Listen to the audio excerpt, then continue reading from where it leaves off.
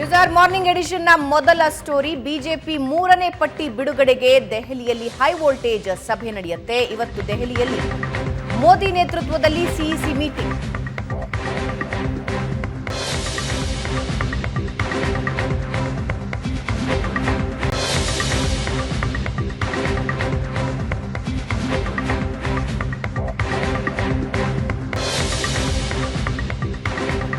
ನಿನ್ನೆ ರಾತ್ರಿ ನಡೆಯಿತು ರಾಜ್ಯದ ಕೋರ್ ಗ್ರೂಪ್ ನಾಯಕರ ಸಭೆ. ನಡ್ಡಾ, ಬಿಎಲ್ ಸಂತೋಷ್, ಬಿಎಸ್ವೈ, ಅಶೋಕ್, ರಾಜೇಶ್ ಭಾಗಿಯಾಗಿದ್ದಾರೆ.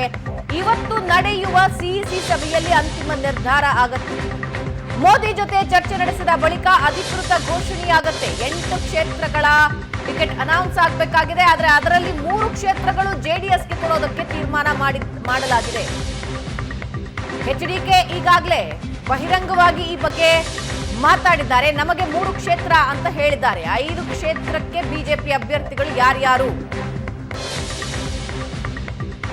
ಏಷ್ಯಾನೆಟ್ ಸುವರ್ಣ ನ್ಯೂಸ್ ಬಳಿ ಇದೆ ಬಿಜೆಪಿಯ ಎಕ್ಸ್ಕ್ಲೂಸಿವ್ ಪಟ್ಟಿ. ಬೆಳಗಾವಿಯಿಂದ ಮಾಜಿ ಸಿಎಂ ಶೆಟ್ಟರ್ಗೆ ಟಿಕೆಟ್ ಫಿಕ್ಸ್ ಅಂತ ಹೇಳಲಾಗ್ತದೆ. ಉತ್ತರ ಕನ್ನಡದಿಂದ ವಿಶ್ವೇಶ್ವರ ಹೆಗಡೆ ಕಾಗೇರಿ ಸ್ಪರ್ಧೆ ಸಾಧ್ಯತೆ. ಚಿಕ್ಕಬಳ್ಳಾಪುರದಿಂದ ಮಾಜಿ ಸಚಿವ ಡಾಕ್ಟರ್ ಕೆ ಸುಧಾಕರ್ ಹೆಸರು ಫೈನಲ್ ಆಗಿದೆ ಅಂತ ಹೇಳಲಾಗ್ತಿದೆ. ಚಿತ್ರದುರ್ಗದಿಂದ ಗೋವಿಂದ ಕಾರಜೋಳ ಹೆಸರು ಪ್ರಸ್ತಾಪ ಆಗಿದೆ. ರಾಯಚೂರು ಕ್ಷೇತ್ರ ಪೆಂಡಿಂಗ್ ಇಟ್ಕೊಂಡಿದೆ ಬಿಜೆಪಿ ಹೈಕಮಾಂಡ್. ಇವತ್ತು ಸಂಜೆ ಮೋದಿ ಜೊತೆ ಚರ್ಚಿಸಿ ಪಟ್ಟಿ ಘೋಷಣೆಯಾಗೋ ಸಾಧ್ಯತೆ ಇದೆ. 5 ಕ್ಷೇತ್ರಗಳಿಗೆ ಪಟ್ಟಿ ಫೈನಲ್ ಆಗಬೇಕಾಗಿದೆ.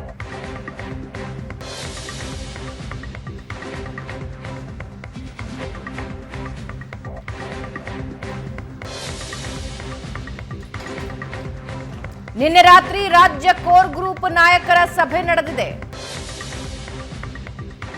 ನಡ್ಡಾ, ಬಿಎಲ್ ಸಂತೋಷ್, ಬಿಎಸ್ವೈ, ಅಶೋಕ್, ರಾಜೇಶ್ ಭಾಗಿಯಾಗಿದ್ದಾರೆ. ಇವತ್ತು ನಡೆಯುವ ಸಿಇಸಿ ಸಭೆಯಲ್ಲಿ ಅಂತಿಮ ನಿರ್ಧಾರ ಕೈಗೊಳ್ಳುತ್ತಾರೆ.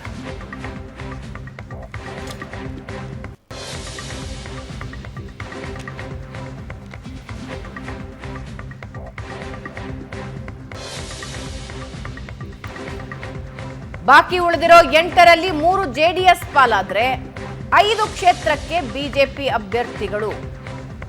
ಸಂಭಾವ್ಯ ಅಭ್ಯರ್ಥಿಗಳು ಯಾರು ಅನ್ನೋದನ್ನ ನಮ್ಮ ಸ್ಕ್ರೀನ್ ನಲ್ಲಿ ನೀವು ನೋಡ್ತಾ ಇದ್ದೀರಾ. ಬೆಳಗಾವಿ ಶೆಟ್ಟರ್ಗೆ ಫೈನಲ್ ಅಂತ ಹೇಳಲಾಗ್ತಾ ಇದೆ. ಉತ್ತರ ಕನ್ನಡದಿಂದ ವಿಶ್ವೇಶ್ವರ ಹೆಗಡೆ ಕಾಗೇರಿ ಸ್ಪರ್ಧೆ ಸಾಧ್ಯತೆ ಅಂತ ಹೇಳಲಾಗ್ತಿದೆ. ಚಿಕ್ಕಬಳ್ಳಾಪುರದಿಂದ ಮಾಜಿ ಸಚಿವ ಡಾಕ್ಟರ್ ಕೆ ಸುಧಾಕರ್, ಚಿತ್ರದುರ್ಗದಿಂದ ಗೋವಿಂದ ಕಾರಜೋಳ. ಆದ್ರೆ ರಾಯಚೂರು ಕ್ಷೇತ್ರ ಒಂದು ಪೆಂಡಿಂಗ್ ಇದೆ ಅನ್ನೋ ಮಾಹಿತಿ ಇದೆ ಇಲ್ಲಿವರೆಗೆ.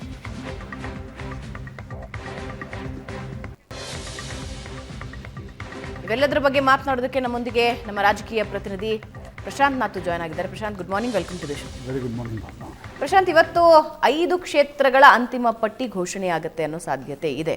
ಸೊ 5 ಕ್ಷೇತ್ರಗಳಲ್ಲಿ ಸಂಭಾವ್ಯರು ಯಾರ್ಯಾರು ಅನ್ನೋದನ್ನ ಕೂಡ ನಾವು ಸ್ಕ್ರೀನಲ್ಲಿ ತೋರಿಸ್ತಾ ಇದ್ದೀವಿ. ಮೌನ, ನಿನ್ನೆ ತಡರಾತ್ರಿ 1 ಗಂಟೆಯವರೆಗೆ ಬಿ ಜೆ ಪಿ ಕರ್ನಾಟಕದ ಒಂದು ಕೋರ್ ಗ್ರೂಪ್ನ ಸಭೆ. ಬಿ ಜೆ ಪಿಯ ರಾಷ್ಟ್ರೀಯ ಅಧ್ಯಕ್ಷ J P Nadda, B L Santosh, ಯಡಿಯೂರಪ್ಪನವರು ಹೋಗಿದ್ದರು, ಆರ್ ಅಶೋಕ್ ಇದ್ದರು, ವಿಜಯೇಂದ್ರ ಇದ್ದರು, ಬಿ ಜೆ ಪಿಯ ರಾಜ್ಯ ಸಂಘಟನಾ ಕಾರ್ಯದರ್ಶಿ ರಾಜೇಶ್ ಅವರಿದ್ದರು. ಇವರೆಲ್ಲರೂ ಇರ್ತಕ್ಕಂಥ ಒಂದು ಸಭೆಯಲ್ಲಿ ಸುದೀರ್ಘವಾಗಿರ್ತಕ್ಕಂಥ ಚರ್ಚೆ ಜೆ ಡಿ ಎಸ್ನ ಸೀಟ್ ಕುರಿತಂತೆ ಮತ್ತು ಪೆಂಡಿಂಗ್ ಉಳಿದಿರ್ತಕ್ಕಂಥ ಏನು ಕ್ಷೇತ್ರಗಳಿದ್ದು ಅವುಗಳ ಕುರಿತಂತೆ ಮತ್ತು ಈಶ್ವರಪ್ಪನವರ ಬಂಡಾಯ, ಸದಾನಂದ ಗೌಡರ ಅಸಮಾಧಾನ, ಇದೆಲ್ಲದರ ಕುರಿತಂತೆ ಒಂದು ವಿಸ್ತೃತ ಚರ್ಚೆ ದಿಲ್ಲಿಯಲ್ಲಿ ನಡೆದಿದೆ. ನಮಗೆ ಬಂದಿರತಕ್ಕಂಥ ಮಾಹಿತಿಗಳ ಪ್ರಕಾರ ಏನು ಸೆಂಟ್ರಲ್ ಎಲೆಕ್ಷನ್ ಕಮಿಟಿಯಲ್ಲಿ ಔಪಚಾರಿಕವಾಗಿ ಈ ಒಂದು ಸಿಂಗಲ್ ನೇಮ್ಗಳನ್ನು ಇಟ್ಟು ಅಂಗೀಕಾರ ಮಾಡಿ ಬಹುಶಃ ನಾಳೆ ಸಂಜೆ ಅಷ್ಟೊತ್ತಿಗೆ ಅಭ್ಯರ್ಥಿಗಳ ಹೆಸರು ಪ್ರಕಟ ಆಗುತ್ತೆ ಅಂತಕ್ಕಂಥದ್ದನ್ನು ಬಿ ಜೆ ಪಿ ಮೂಲಗಳು ಹೇಳ್ತಾ ಇವೆ. ಕಾರವಾರದ ಬಗ್ಗೆ ಭಾಳ ಕುತೂಹಲ ಇತ್ತು. ಕಾರವಾರದಲ್ಲಿ ಅಂದರೆ ಉತ್ತರ ಕನ್ನಡ ಜಿಲ್ಲೆಗೆ ಯಾರು ಅಭ್ಯರ್ಥಿ ಅಂತಕ್ಕಂಥದ್ದು. ಕಾಂಗ್ರೆಸ್ ಒಂದು ಕಡೆ ಅಂಜಲಿ ನಿಂಬಾಳ್ಕರ್ ಅವರ ಹೆಸರನ್ನು ಫೈನಲ್ ಮಾಡಿದೆ ನಿನ್ನೆ ಸಿಇಸಿಯಲ್ಲಿ. ಬಿ ಜೆ ಪಿಯಲ್ಲಿ ಮಾಜಿ ವಿಧಾನಸಭಾ ಸ್ಪೀಕರ್ ಕಾಗೇರಿ ವಿಶ್ವೇಶ್ವರ ಹೆಗಡೆ 94ರಿಂದ ಅವರು ಸತತವಾಗಿ ಮೊದಲು ಅಂಕೋಲ, ನಂತರ ಶಿರ್ಸಿ ಕ್ಷೇತ್ರದಿಂದ ಗೆಲ್ತಾ ಬರ್ತಾಯಿದ್ರು. ಕಳೆದ ಚುನಾವಣೆಯಲ್ಲಿ ಮಾತ್ರ ಮೊದಲ ಬಾರಿ ಕಾಗೇರಿ ವಿಶ್ವೇಶ್ವರ ಹೆಗಡೆ ಸೋತಿದ್ರು. ಹೀಗಾಗಿ ಅವರನ್ನು ಅಕಾಮಿಡೇಟ್ ಮಾಡಲಾಗತ್ತೆ ಅಂತಕ್ಕಂಥದ್ದು ಬಿ ಜೆ ಪಿ ಮೂಲಗಳು ಹೇಳ್ತಾ ಇವೆ. ಕಾಗೇರಿ ವಿಶ್ವೇಶ್ವರ ಹೆಗಡೆ ಬಹುತೇಕ ಫೈನಲ್ ಆಗಿದೆ. 3 ಹೆಸರುಗಳಿದ್ವು. ಕಾಗೇರಿ ವಿಶ್ವೇಶ್ವರ ಹೆಗಡೆ, ಚಕ್ರವರ್ತಿ ಸೂಲಿಬೆಲೆ ಅವರ ಹೆಸರು ಕೂಡ ಇತ್ತು. ಜೊತೆಗೆ ಮಾಜಿ ಪತ್ರಕರ್ತ ಹರಿಪ್ರಕಾಶ್ ಕೋಡೆಮನೆ ಅವರ ಹೆಸರು ಕೂಡ ಇತ್ತು. ಈ 3 ಹೆಸರಿನಲ್ಲಿ ಕಾಗೇರಿ ವಿಶ್ವೇಶ್ವರ ಹೆಗಡೆ ಹೆಸರು ಬಹುತೇಕ ಅಂತಿಮಗೊಂಡಿದೆ ಅಂತಕ್ಕಂಥದ್ದನ್ನು BJP ಮೂಲಗಳು ಹೇಳ್ತಾಯಿವೆ. ನಾನು ನೋಡಿ ಟಿಕೆಟ್ ಹಂಚಿಕೆ ಮಾಡುವಾಗ ಒಂದು ವಿಷಯ ಹೇಳ್ತೀನಿ, ಕೊನೆ ಕ್ಷಣದ ಬದಲಾವಣೆವರೆಗೂ ಹೀಗೆ ಆಗುತ್ತೆ ಅನ್ನೋದು ಹೇಳೋಕ್ಕಾಗಲ್ಲ. ಆದರೆ ನಿನ್ನೆ ಕೋರ್ ಕಮಿಟಿ ಸಭೆಯಲ್ಲಿ ಕಾಗೇರಿ ವಿಶ್ವೇಶ್ವರ ಹೆಗಡೆ ಹೆಸರು ಫೈನಲ್ ಆಗಿದೆ. ಬೆಳಗಾವಿಗೆ ಪ್ರಶ್ನೆ ಬಂದಾಗ ಯಡಿಯೂರಪ್ಪನವರು ಸಭೆಯಲ್ಲಿ ಸ್ಪಷ್ಟವಾಗಿ ಹೇಳಿದ್ದಾರೆ, ಜಗದೀಶ್ ಶೆಟ್ಟರನ್ನು ನಾವು ಭರವಸೆ ನೀಡಿ ಕರ್ಕೊಂಡು ಬಂದಿದ್ವಿ, ಎಲ್ಲೋ ಒಂದು ಕಡೆ ಟಿಕೆಟ್ ಅಕಾಮಿಡೇಟ್ ಮಾಡ್ತೀವಿ ಅಂತಕ್ಕಂಥದ್ದನ್ನು ಅವರು ವಿಧಾನ ಪರಿಷತ್ತಿಗೆ ರಾಜೀನಾಮೆಯನ್ನು ನೀಡಿ BJPಗೆ ಬಂದಿದ್ದಾರೆ. ಹೀಗಾಗಿ ಅದನ್ನು ಅಕಾಮಿಡೇಟ್ ಮಾಡದೇ ಹೋದರೆ BJP ಕೆಟ್ಟ ಹೆಸರು ಬರುತ್ತೆ, ನಾಳೆ ಯಾರೂ ಬೇರೆ ಪಾರ್ಟಿಯಿಂದ ಬರೋರು 10 ಸಲ ಯೋಚನೆ ಮಾಡ್ತಾರೆ ಅಂತಕ್ಕಂಥ ವಿಷಯವನ್ನು ಗಮನಕ್ಕೆ ತಂದಾಗ ಬಹುತೇಕ ಜಗದೀಶ್ ಶೆಟ್ಟರ್ಗೆ ಸೀಟ್ ಫೈನಲ್ ಆಗಿದೆ. CECಗೆ ಹೋಗಬೇಕು. ಬಟ್ ನಿನ್ನೆ ಪ್ರೀ CEC ಸಭೆಯಲ್ಲಿ ನಿನ್ನೆ ಜಗದೀಶ್ ಶೆಟ್ಟರ್ ಹೆಸರನ್ನು ಫೈನಲ್ ಮಾಡಲಾಗಿದೆ. ಚಿಕ್ಕಬಳ್ಳಾಪುರಕ್ಕೆ ಸುಮಲತಾ ಅವರನ್ನು BJP ಕೇಳ್ಕೊಂಡಿತ್ತು, ಇಲ್ಲ ನೀವು ಚಿಕ್ಕಬಳ್ಳಾಪುರಕ್ಕೆ ಶಿಫ್ಟ್ ಆಗಿ ಅಂತಕ್ಕಂಥದ್ದನ್ನು. But Sumalatha was not at all interested to shift from Mandya. ಆ ಕಾರಣದಿಂದ ಡಾಕ್ಟರ್ ಸುಧಾಕರ್ ಹೆಸರನ್ನು ಬಹುತೇಕ ಅಂತಿಮಗೊಳಿಸಲಾಗಿದೆ. ಡಾಕ್ಟರ್ ಸುಧಾಕರ್ ಹೆಸರಿಗೆ ಭಾಳಷ್ಟು ವಿರೋಧ ಯಡಿಯೂರಪ್ಪನವರಿಂದಲೇ ಇತ್ತು. ಅಂದರೆ SR ವಿಶ್ವನಾಥ್ ಪುತ್ರನಿಗೆ ಕೊಡಬೇಕು ಅಂತಕ್ಕಂಥದ್ದು. ಆದರೆ ಎಲ್ಲೂ ಕೂಡ ಮಕ್ಕಳಿಗೆ ಟಿಕೆಟನ್ನು ಕೊಡದೇ ಇರುವ ಕಾರಣದಿಂದ ಆ ಸಂಪ್ರದಾಯಕ್ಕಿಂತ ಡಾಕ್ಟರ್ ಸುಧಾಕರ್ ಚಿಕ್ಕಬಳ್ಳಾಪುರಕ್ಕೆ ಕ್ಯಾಂಡಿಡೇಟ್ ಅಂತಕ್ಕಂಥದ್ದನ್ನು BJP ಮೂಲಗಳು ಹೇಳ್ತಾ ಇವೆ. CEC ಸಭೆಯ ನಂತರ ಈ ಎಲ್ಲ ಹೆಸರುಗಳನ್ನು ಫೈನಲ್ ಮಾಡಲಾಗತ್ತೆ. ಚಿತ್ರದುರ್ಗ ಸಂಪೂರ್ಣವಾಗಿ ನಿರ್ಧಾರ ಆಗಿಲ್ಲ. ಚಿತ್ರದುರ್ಗ ಮತ್ತು ರಾಯಚೂರು ಪೆಂಡಿಂಗ್ ಇದೆ. ಆದರೆ ಚಿತ್ರದುರ್ಗದಲ್ಲಿ ಗೋವಿಂದ ಕಾರಜೋಳರ ಹೆಸರು ಪ್ರಸ್ತಾಪ ಆಗಿದೆ. ನಿನ್ನೆ ಸಭೆಯಲ್ಲೂ ಕೂಡ ಗೋವಿಂದ ಕಾರಜೋಳರು ನಿಂತರೆ ಮಾದಿಗರ 3 ಲಕ್ಷ ಓಟ್ಗಳೇನಿವೆ ಅವುಗಳನ್ನು ಪಡಿತಕ್ಕಂಥದ್ದು ಸುಲಭ ಆಗುತ್ತೆ ಅಂತಕ್ಕಂಥ ಒಂದು ಲೆಕ್ಕಾಚಾರದೊಡನೆ ಕೂಡ ಚರ್ಚೆ ನಡೆದಿದೆ. ಬಟ್ ಚಿತ್ರದುರ್ಗ ಮತ್ತು ರಾಯಚೂರು ಇಸ್ ಸ್ಟಿಲ್ ಪೆಂಡಿಂಗ್. ಅದು ಕಂಪ್ಲೀಟಾಗಿ ಫೈನಲ್ ಆಗಿಲ್ಲ. ನನಗನ್ಸುತ್ತೆ ಅದು 2ನೇ ಹಂತದಲ್ಲಿ ಚುನಾವಣೆಗಳಿರೋದ್ರಿಂದ ಇಟ್ ವಿಲ್ ಟೇಕ್ ಟೈಮ್. ಈಗಲೇ ಅದನ್ನು ನಿರ್ಧಾರ ಮಾಡುತ್ತೆ ಅಂತಕ್ಕಂಥದ್ದು ಇಲ್ಲ.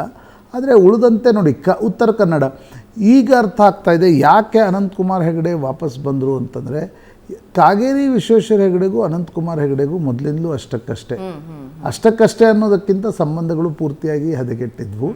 ಕಾಗೇರಿ ವಿಶ್ವೇಶ್ವರ ಹೆಗಡೆ ಯಾವಾಗ ಹೊರಗಡೆ ಬಂದು ಹೇಳಿದರು ನಾನು ಕೂಡ ಆಕಾಂಕ್ಷಿ ಅಂತಕ್ಕಂಥದ್ದನ್ನು, ಆಗ ಏಕಾಏಕಿ ಒಂದು ರೀತಿಯಾಗಿರ್ತಕ್ಕಂಥ ತೆರೆಯ ಮರೆಯಿಂದ ಅನಂತಕುಮಾರ್ ಹೆಗಡೆ ಮುಂದೆ ಬಂದು ಟಿಕೆಟನ್ನು ಕೇಳಿ ಸಾಕಷ್ಟು ವಿವಾದಾತ್ಮಕ ಹೇಳಿಕೆಗಳನ್ನು ಕೂಡ ಕೊಟ್ಟರು. BJP ಹೈಕಮಾಂಡ್ ಅಂದರೆ ಈಗ ಮೊನ್ನೆ ಅಮಿತ್ ಶಾ ಯಾವುದೋ ಒಂದು ಕಾರ್ಯಕ್ರಮಕ್ಕೆ ಹೋದಾಗ ಈ ಸಂವಿಧಾನದ ಪ್ರಶ್ನೆ ಬಂತು.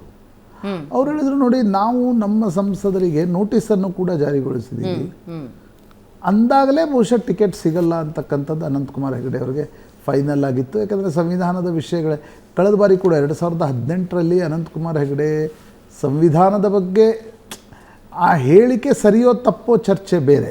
ಆದರೆ ಆ ಹೇಳಿಕೆಯ ಪರ್ಸೆಪ್ಷನ್ ಏನು ಕ್ರಿಯೇಟ್ ಆಗಿತ್ತು, ಸಾಕಷ್ಟು ಕರ್ನಾಟಕದ ದಲಿತ ನಾಯಕರು ಹೋಗಿ ಹೈಕಮಾಂಡ್ಗೆ ಹೇಳಿದರು, ಆ ಹೇಳಿಕೆಯಿಂದ ನಮ್ಮ ಕರ್ನಾಟಕದಲ್ಲಿ ಒಂದಿಷ್ಟು ಲಾಸ್ ಆಯಿತು ಅಂತಕ್ಕಂಥದ್ದು. ಅದಾದ ನಂತರವೂ ಕೂಡ 19ರಲ್ಲಿ ಅನಂತಕುಮಾರ್ ಹೆಗಡೆಗೆ ಟಿಕೆಟ್ ಕೊಡಲಾಗಿತ್ತು. ಆದರೆ 2-3 ವರ್ಷ ಪಿಕ್ಚರಲ್ಲೇ ಕಾಣದೇ ಇರೋದರಿಂದ ಈ ಬಾರಿ ಅವ್ರಿಗೆ ಟಿಕೆಟ್ ಕೊಡದೇ ಇರತಕ್ಕಂಥ ಒಂದು ತೀರ್ಮಾನವನ್ನು BJP ಹೈಕಮಾಂಡ್ ತೆಗೆದುಕೊಂಡಿದೆ. Most popular leader of Karnataka BJP after Yediyurappa ಯಾರು ಅನಂತಕುಮಾರ್ ಹೆಗಡೆ ಅತ್ಯಂತ ಜನಪ್ರಿಯ ನಾಯಕ, ವಿವಾದಾತ್ಮಕ ಹೌದು ಆದರೆ ಜನಪ್ರಿಯ ಕೂಡ ಹೌದು. ಅವರ ಹೆಸರನ್ನು ಅಂದರೆ ಅವರಿಗೆ ಫೈನಲಿ ಕೊಡದೇ ಇರುವ ತೀರ್ಮಾನವನ್ನು ತೆಗೆದುಕೊಂಡು ಕಾಗೇರಿ ವಿಶ್ವೇಶ್ವರ ಹೆಗಡೆ ಅವರಿಗೆ ಸೀಟನ್ನು ಕೊಡ್ತಕ್ಕಂಥ ಒಂದು ತೀರ್ಮಾನವನ್ನು BJP ತೆಗೆದುಕೊಂಡಿದೆ. ಹೌ ಇಟ್ ವರ್ಕ್ಸ್, ಏನಾಗುತ್ತೆ ಅನ್ನೋದು ಕುತೂಹಲದ ಪ್ರಶ್ನೆ. ಯಾಕಂದರೆ ನಿಮಗೆ 1996ರ ಮುಂಚೆ ಅಲ್ಲೇನು ಭಾಳ ದೊಡ್ಡ BJPಯ ಬೇಸೇ ಇರಲಿಲ್ಲ. ಐ ಥಿಂಕ್ ಜನತಾದಳದ ಕ್ಯಾಂಡಿಡೇಟು ಕಾಂಗ್ರೆಸ್ಸಿಗೆ ಫೈಟ್ ನೀಡ್ತಾಯಿದ್ರು, ಕಾಂಗ್ರೆಸ್ ಗೆಲ್ತಾ ಇತ್ತು, ದೇವರಾಜ್ ನಾಯಕ್ ಎಲ್ಲ ಗೆಲ್ತಾ ಇದ್ರಲ್ಲಿ. 96ರಲ್ಲಿ ಅಂದರೆ ನೋಡಿ ಅನಂತಕುಮಾರ್ ಹೆಗಡೆ ಫೋರ್ ಫ್ರಂಟಿಗೆ ಬಂದಿದ್ದು ಯಾವಾಗ ಅಂತಂದರೆ ಭಟ್ಕಳದ ಗಲಭೆಗಳು ಮತ್ತು ಹುಬ್ಬಳ್ಳಿಯ ಈದ್ಗಾ ಮೈದಾನದಲ್ಲಿ ರಾಷ್ಟ್ರಧ್ವಜಾರೋಹಣ ಮಾಡಿದ ನಂತರ ಅನಂತಕುಮಾರ್ ಹೆಗಡೆ ಬೆಳಕಿಗೆ ಬಂದರು. 96ರಿಂದ ಅವರೇ ಸತತ ಅಲ್ಲಿ ಕ್ಯಾಂಡಿಡೇಟ್ ಇದ್ದಾರೆ. 96, 98, 99 ಒಂದು ಸಲ ಮಾರ್ಗರೆಟ್ ಆಳ್ವಾ ವಿರುದ್ಧ ಸೋತರು. ನಂತರ 4, 9, 14, 19ರಲ್ಲಿ ಗೆದ್ದರು. ಒಟ್ಟು 6 ಬಾರಿ ಗೆದ್ದವರು 1 ಬಾರಿ ಸೋತಿದ್ದಾರೆ. ಅಂದರೆ 8ನೇ ಬಾರಿ ಈ ಸಲ ಅವರು ಟಿಕೆಟನ್ನು ಕೇಳ್ತಾ ಇದ್ದರು. ಆದರೆ BJP ಹೈಕಮಾಂಡ್ ಕೊಡದೇ ಇರುವ ತೀರ್ಮಾನವನ್ನು ತೆಗೆದುಕೊಂಡಿದೆ. ಕಾಗೇರಿ ವಿಶ್ವೇಶ್ವರ ಹೆಗಡೆ ಅವರಿಗೆ ಟಿಕೆಟನ್ನು ನೀಡ್ತಾ ಇದೆ. ಡಾಕ್ಟರ್ ಸುಧಾಕರ್ ಹೆಸರು ಕೂಡ ಒಂದು ರೀತಿ BJPಯಲ್ಲಿ ಅವ್ರು ಕೊಡಬೇಕಾ ಬೇಡವಾ ಅಂತಕ್ಕಂಥ ಸಾಕಷ್ಟು ವಿರೋಧ ಇತ್ತು. ಮಾಜಿ ಮುಖ್ಯಮಂತ್ರಿ ಬಸವರಾಜ ಬೊಮ್ಮಾಯಿ, ಸೋಮಣ್ಣ, ಇವರೆಲ್ಲರೂ ಇಲ್ಲ ಡಾಕ್ಟರ್ ಸುಧಾಕರ್ಗೆ ಟಿಕೆಟ್ ನೀಡಬೇಕು ಅಂತಕ್ಕಂಥ ಒಂದು ಒತ್ತಡವನ್ನು ಹೇರ್ತಾಯಿದ್ರು. ಯಡಿಯೂರಪ್ಪನವ್ರಿಗೆ, ವಿಜಯೇಂದ್ರರಿಗೆ ಮನಸ್ಸಿರಲಿಲ್ಲ. ಆದರೆ ಒಂದು ರಿಸ್ಕನ್ನು ತೆಗೆದುಕೊಂಡು BJP ಡಾಕ್ಟರ್ ಸುಧಾಕರ್ಗೆ ಟಿಕೆಟ್ ನೀಡಿದೆ. ಯಾಕಂದರೆ ಅವರು ಆ ಕ್ಷೇತ್ರದಲ್ಲಿ ಒಂದು ಪ್ರಬಲ ಸ್ಪರ್ಧೆಯನ್ನು ಕಾಂಗ್ರೆಸ್ಗೆ ಒಡ್ತಾರೆ ಅನ್ನುವ ಕಾರಣದಿಂದ ಕೂಡ ಡಾಕ್ಟರ್ ಸುಧಾಕರ್ಗೆ ಟಿಕೆಟನ್ನು ನೀಡಲಾಗಿದೆ. ಅದು ಹೆಂಗೆ ಫ್ಯಾನ್ ಔಟ್ ಆಗುತ್ತೆ ನೋಡ್ಬೇಕು. ಅಲ್ಲಿ ಕಾಂಗ್ರೆಸ್ನ ಕ್ಯಾಂಡಿಡೇಟ್ ಯಾರಾಗ್ತಾರೆ ಅಂತಕ್ಕಂಥದ್ದು ಕೂಡ ಮುಖ್ಯ ಇರುತ್ತೆ. ಈಗ ಒಟ್ಟು ಬಹುತೇಕ ಹೆಚ್ಚು ಕಡಿಮೆ ರಾಯಚೂರೊಂದನ್ನು ಬಿಟ್ಟು ಚಿತ್ರದುರ್ಗದಲ್ಲಿ ಗೋವಿಂದ ಕಾರಜೋಳ ಅಥವಾ ಲಕ್ಷ್ಮೀನಾರಾಯಣ್ ಮಾಜಿ IAS ಆಫೀಸರ್ ಇವೆರಡು ಹೆಸರುಗಳಿವೆ. ಅವುಗಳಲ್ಲಿ ಒಂದನ್ನು ಫೈನಲ್ ಮಾಡಲಾಗತ್ತೆ ಅಂತಕ್ಕಂಥದ್ದನ್ನು BJP ಹೈಕಮಾಂಡ್. ರಾಯಚೂರು ಯಾಕೆ ಅಂದರೆ ಇದುವರೆಗೂ ನಿರ್ಧಾರ ಆಗಿಲ್ಲ? ಅಂದರೆ ಯಾರು ಕ್ಯಾಂಡಿಡೇಟ್ ಮಾಡಬೇಕು ಅಂತಕ್ಕಂಥದ್ರ ಬಗ್ಗೆ ಸಾಕಷ್ಟು ಆಂಬಿಗ್ವಿಟಿ ಇದೆ. BV ನಾಯಕ್ ಕಾಂಗ್ರೆಸ್ನಿಂದ ಬಂದರು, ಮೊನ್ನೆ ವಿಧಾನಸಭಾ ಚುನಾವಣೆ ಸೋತರು BJPಯಲ್ಲಿ, ಈಗ ಅಲ್ಲಿ ಟಿಕೆಟ್ ಕೇಳ್ತಾ ಇದ್ದಾರೆ. ರಾಜಾ ಅಮರೇಶ್ವರ್ ನಾಯಕ್ ಹೆಸರಿನ ಬಗ್ಗೆ ಉಳಿದವರು ಮಾಜಿ ಶಾಸಕರು ಅವ್ರದ್ದು ವಿರೋಧ ಇದೆ. ಈಗ ಯಾರನ್ನು ಕ್ಯಾಂಡಿಡೇಟ್ ಮಾಡಬೇಕು ಅಂತಕ್ಕಂಥದ್ದು ಸ್ವಲ್ಪ ಆಂಬಿಗ್ವಿಟಿ ರಾಯಚೂರಿನ ಕ್ಷೇತ್ರದ ಬಗ್ಗೆ ಇದೆ. ಓಕೆ, ಸೊ JDS ಸೀಟು ಹಂಚಿಕೆ ಬಗ್ಗೆನೂ ಬಹಳಷ್ಟು ಚರ್ಚೆ ಆಗಿದೆ. ಅದ್ರ ಬಗ್ಗೆನೂ ಮಾತಾಡೋಣ. ಈಗಾಗಲೇ HDK ಹೇಳಿದ್ದಾರೆ 3 ಸೀಟುಗಳು ಯಾವ್ಯಾವು ಅನ್ನೋದನ್ನು ಅವರು ಹೇಳಿದ್ದಾರೆ. ಏಕಪಕ್ಷೀಯವಾಗಿ ಅವರು ಘೋಷಣೆ ಮಾಡಿಕೊಂಡಿದ್ದಾರೆ. ಆದರೆ ನಿಜವಾಗ್ಲೂ ಚರ್ಚೆ ಆಗಿದೆಯಾ, ಏನಾಗ್ತಾ ಇದೆ JDS ಮತ್ತು BJP ಮೈತ್ರಿ? ಮಾತಾಡೋಣ. BJP JDS ಮೈತ್ರಿಕೂಟದ ಸೀಟು ಹಂಚಿಕೆ ಫೈನಲ್. 28 ಕ್ಷೇತ್ರದಲ್ಲಿ 3 ಕ್ಷೇತ್ರದಲ್ಲಿ JDS ನಿಲ್ಲತ್ತೆ ಅನ್ನೋದು ಫೈನಲ್ ಆಗಿದೆ. ಮಂಡ್ಯ, ಹಾಸನ, ಕೋಲಾರ JDSಗೆ ಫಿಕ್ಸ್. ಈ ಮೊದಲು 2 ಕ್ಷೇತ್ರ ಕೊಡ್ತೀವಿ ಅಂತ BJP ಹೇಳ್ತಾ ಇತ್ತು. ಆದ್ರೆ ಕುಮಾರಸ್ವಾಮಿ ಪಟ್ಟು ಹಿಡಿದು ಕೂತ್ರು, 2 ಸೀಟ್ ಆದ್ರೆ ಇದು ವರ್ಕ್ ಆಗಲ್ಲ ಅಂತ. ಕೊನೆಗೆ 3 ಸೀಟು ಕೊಡೋದಕ್ಕೆ ಒಪ್ಪಿಗೆ. 3 ಕ್ಷೇತ್ರಗಳಿಗೆ ಕುಮಾರಸ್ವಾಮಿ ಬಿಗಿ ಪಟ್ಟು ಹಿಡಿದು ಕೂತಿದ್ರು. ಮಂಡ್ಯ ಕ್ಷೇತ್ರಕ್ಕೆ ಕುಮಾರಸ್ವಾಮಿ ಸ್ಪರ್ಧೆ ಬಹುತೇಕ ಖಚಿತ. ಹಾಸನ ಕ್ಷೇತ್ರಕ್ಕೆ ಹಾಲಿ ಸಂಸದ ಪ್ರಜ್ವಲ್ ರೇವಣ್ಣಗೆ ಟಿಕೆಟ್. ಕೋಲಾರ ಕ್ಷೇತ್ರದಲ್ಲಿ ಮಲ್ಲೇಶ್ ಬಾಬು ಸ್ಪರ್ಧೆ ಸಾಧ್ಯತೆ. ಇನ್ನು BJP ಸಂಸದ ಇರೋ ಕೋಲಾರ JDS ಪಾಲಾಗಿದೆ. ಕೋಲಾರ ಬಿಟ್ಕೊಡೋದಕ್ಕೆ BJP ಒಪ್ಕೊಂಡಿದೆ.